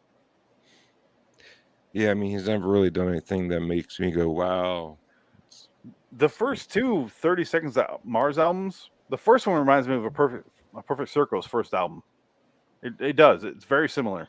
Like I literally got to look it up and listen because I've You didn't like him when he played the fat man who killed John Lennon. Oh, I didn't bother watching it because he was so full of his own. He seems like a guy who shits in a bag and then smells it and goes, "Yeah." That's mine. That's fake I made fat. that. I just saw it and I was like, he's fake fat. He just got a big belly because he ate a lot of food. Poop, and I'm smelling it now. It smells like Jared Leto. I sent used condoms when I played the Joker to people because I'm weird. Yeah, the Joker aside, because the Joker pisses me off. Did you see that? Did you see that? Embarrassing. They said when that all came out, and then Jared Leto said, "No, actually, that never happened. None of that happened." He said it's what happened. Jared Leto said that, not the studio. So Jared Leto went back and lied, saying, "Yeah, I never said that." It's like you're the one that started it. Here's the problem with Jared Leto, if I could, for a second, guys. Sorry. He's a good musician. He can make good albums. The first two 30 Seconds to Mars albums, like I said, are good. But then people fed him so much bullshit that he goes, now I'm deep and I can sing and I'm doing it. And you're like, no. What you were doing before that was fine. Keep doing that. And he became an actor, and then he was doing great. And then suddenly people were like, he's an amazing actor. Let's give him an Academy Award. And he's like, I'm going to do whatever the fuck. I'm great. I'm amazing. And you're like, no. You were. Go back to where you were before. Get your fucking ego out of yourself and keep doing what you're doing. How dare you talk bad about this man? I just wanted to be a counterpoint to it. I don't care. He turned into Johnny Depp's coat rack. He turned into Johnny Depp's bracelet band or bracelet holder. I must have another bracelet. Bring me one. I just wanted to kill something beautiful. But here's the problem with him now. This is why I say I got an issue with him. He tries to look weird for weird's sake, but you're like, yeah, dude, you were doing fine before. Like, this is all pretend. I don't believe anything you're doing. He was legitimate, and then people gave him acknowledgement, and he goes, now I'll be legitimate. And he went so fake the other way. Holy shit, what is this picture? Oh, man. Did you watch him in The Little Things? What is this? I saw him in that awful movie that came out this year was terrible. But it was so bad. He sings just like Chino. But I saw him in Mr. Nobody, and I was like, he's fine in this movie. The movie's okay. He's really good in it, but... Oh, the Odenkirk movie? No, not Odenkirk. It's I don't think it's Odenkirk. It's like a space movie. Oh. Yeah. Mr. Nobody. No. Mr. No... I think it's called Mr. Nobody, but... Because Odenkirk just made a movie called Nobody, where he's a secret agent, and he's playing... I know what you're talking about. Yeah, that new one. I wanted to see that. This was... Let me look it up here. Oh, man, that was a while ago. No, it was after this shit. Mr. Nobody. All right. Oh, it disappeared. All right. So let's look at this movie. We'll end on this because it's a decent movie. I gave it an 8. I really did enjoy it. It's like a space movie. Oh, wow. Really? Which I'm really... Diane Kruger, Sarah Polley... Rhys Ifans, whatever his name is, but Rhys Ifans. Yeah, you recognize him. Yeah, he's good. Juno Temple, for some fucking reason, but not a bad movie. It's on Netflix if you want to watch it. But okay, Lord of War, really good. Holy shit! I'm sorry. You listen to 30 Seconds to Mars? Yeah. The first two albums are solid. Yeah, the first album, the song Oblivion, is really fucking good. Does it not remind you of Perfect Circle's first album? No, it reminds me of Deftones. That's fine, but He doesn't seem like absolute human garbage, but yeah, does it not remind you of? Keep listening, you'll hear like more like a Perfect Circle first album. Yeah, I mean, it's just a good rock band. I mean, you know, and the second album, he starts screaming a bit more. It's a little bit more like Hot Topic-ish, in which I'm not on board with, but also I agree, like it's fine. The third album, he starts going, I believe in nothing, and you're like, oh, he realized he took the compliments way too hard. Where he's like, I need to sing. That's my problem with Jared Leto. I think he'd be awesome if he stopped listening to his bullshit, to people's bullshit about him. Nick Cage is solid in this movie. I gave this movie I don't have the scores here because Adam didn't put them on here. I gave it a 7. It's a solid movie. Yeah. Not amazing.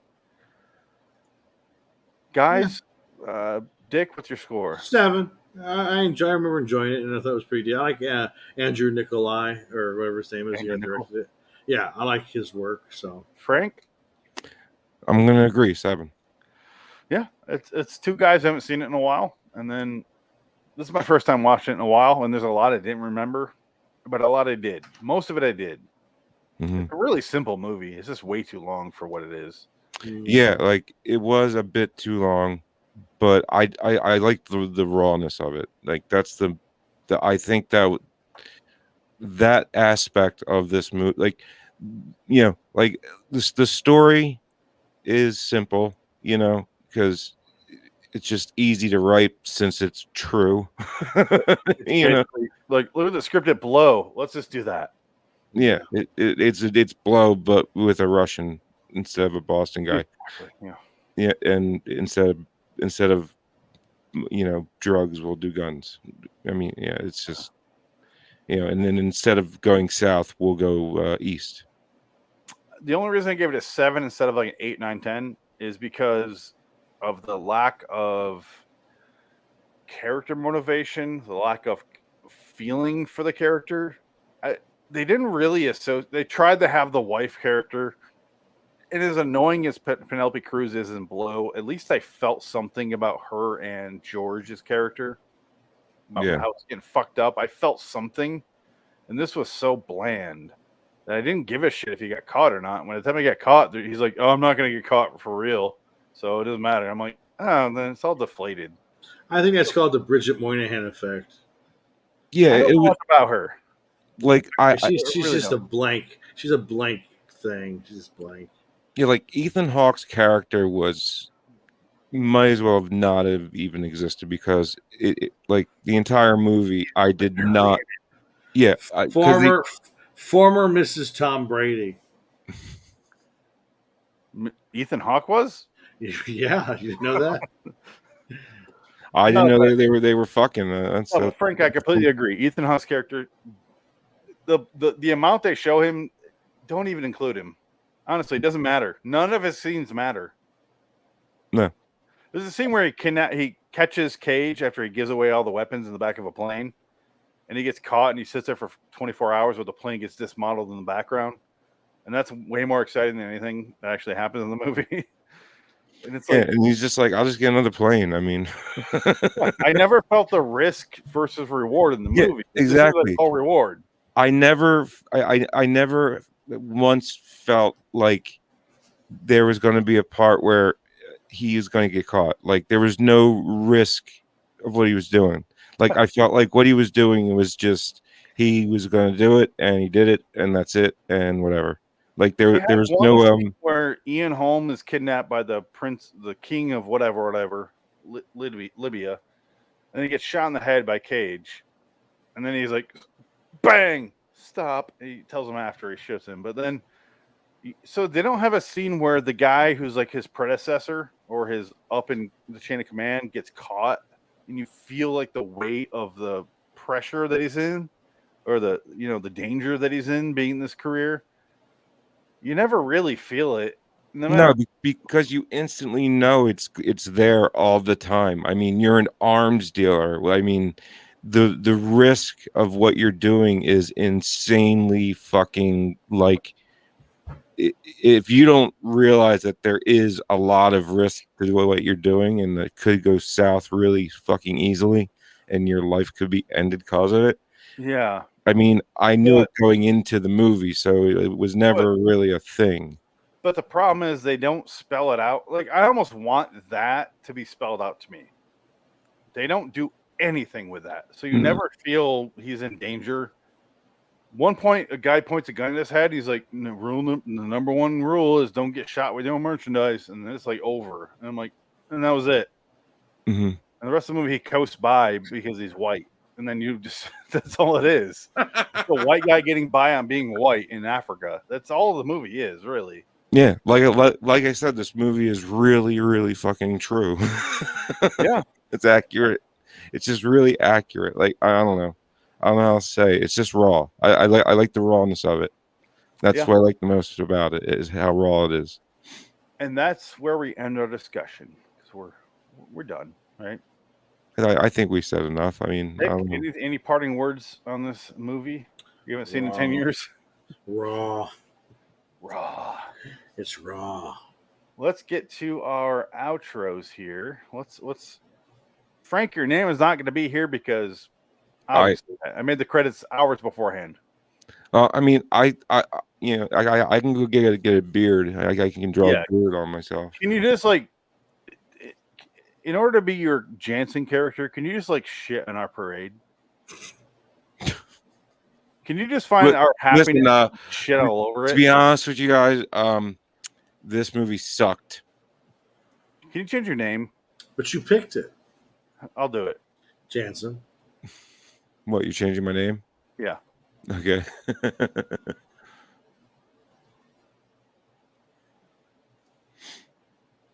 Okay.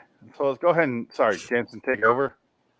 Okay. I just want to say to both of you guys, you might like it. I love this movie. Fuck this movie. But I liked it. Fuck it. Fuck this movie. Right in the ass. I didn't like it at all. Jansen, come, like, what's wrong with the movie? It sucked. Fuck this movie. Why did it suck? Was it hot garbage? Do you think it was hot garbage, like always? It's just fuck this movie. But why?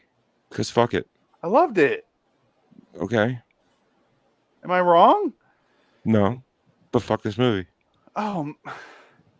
Listen, I got some ribs. Oh, hold on. I'm cooking. It's so real. It's so real. Oh, she has doll. You know, the Jansen doll. Jansen head. Yeah, there you go.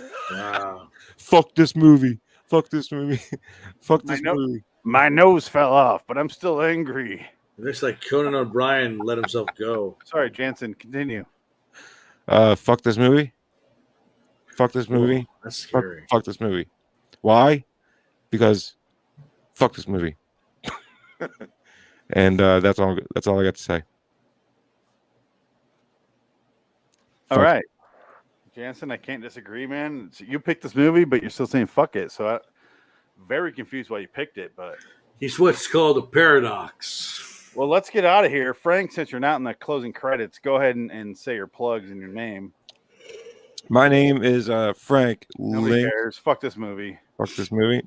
Oh, sorry, Frank. Sorry. No, the Indy Sportscar podcast.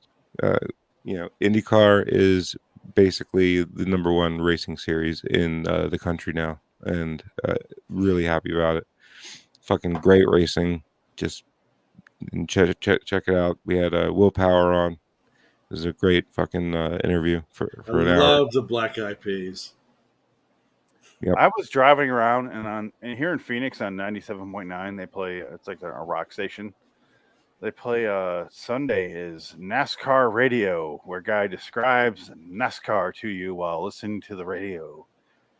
And I'm sitting there and I went, I get why people are into motorsports, like motor racing. I get that. I do, Frank. But NASCAR, I do not get why you're into that shit. I hate. Fuck you. I hate NASCAR, dude. No, I agree. It's completely fucking boring and stupid. It's awful. It's so boring. It's WWE with a fucking tire pressure. It is. You know, It's I'm so sick of this. I he's hate right. that. Dick's We- right. I We don't call blame it him.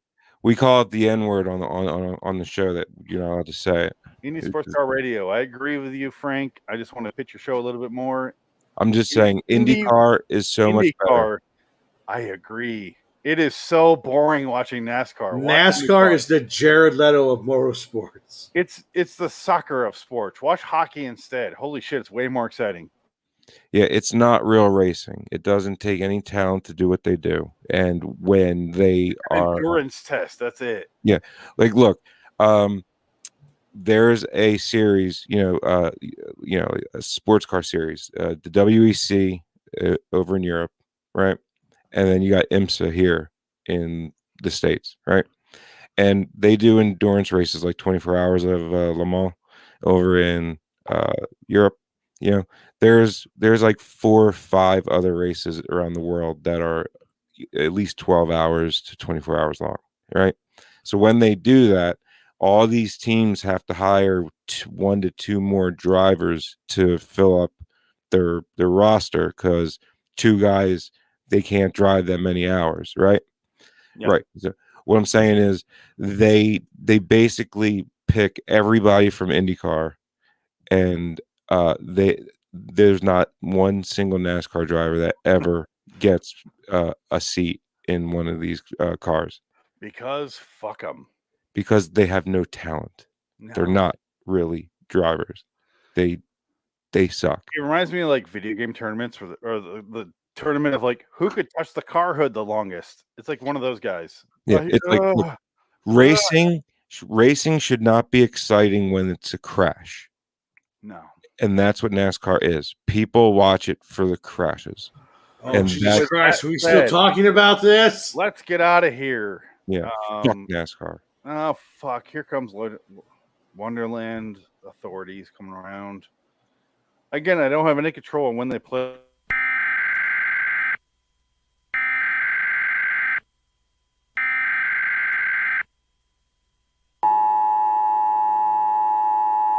Citizens of Wonderland, rejoice in the fact that we have covered another movie on the show.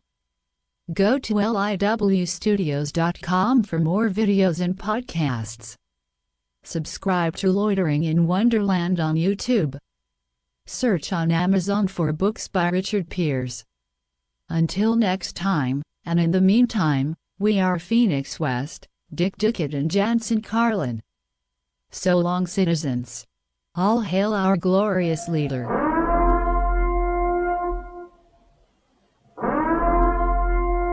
Shut off the fucking show now.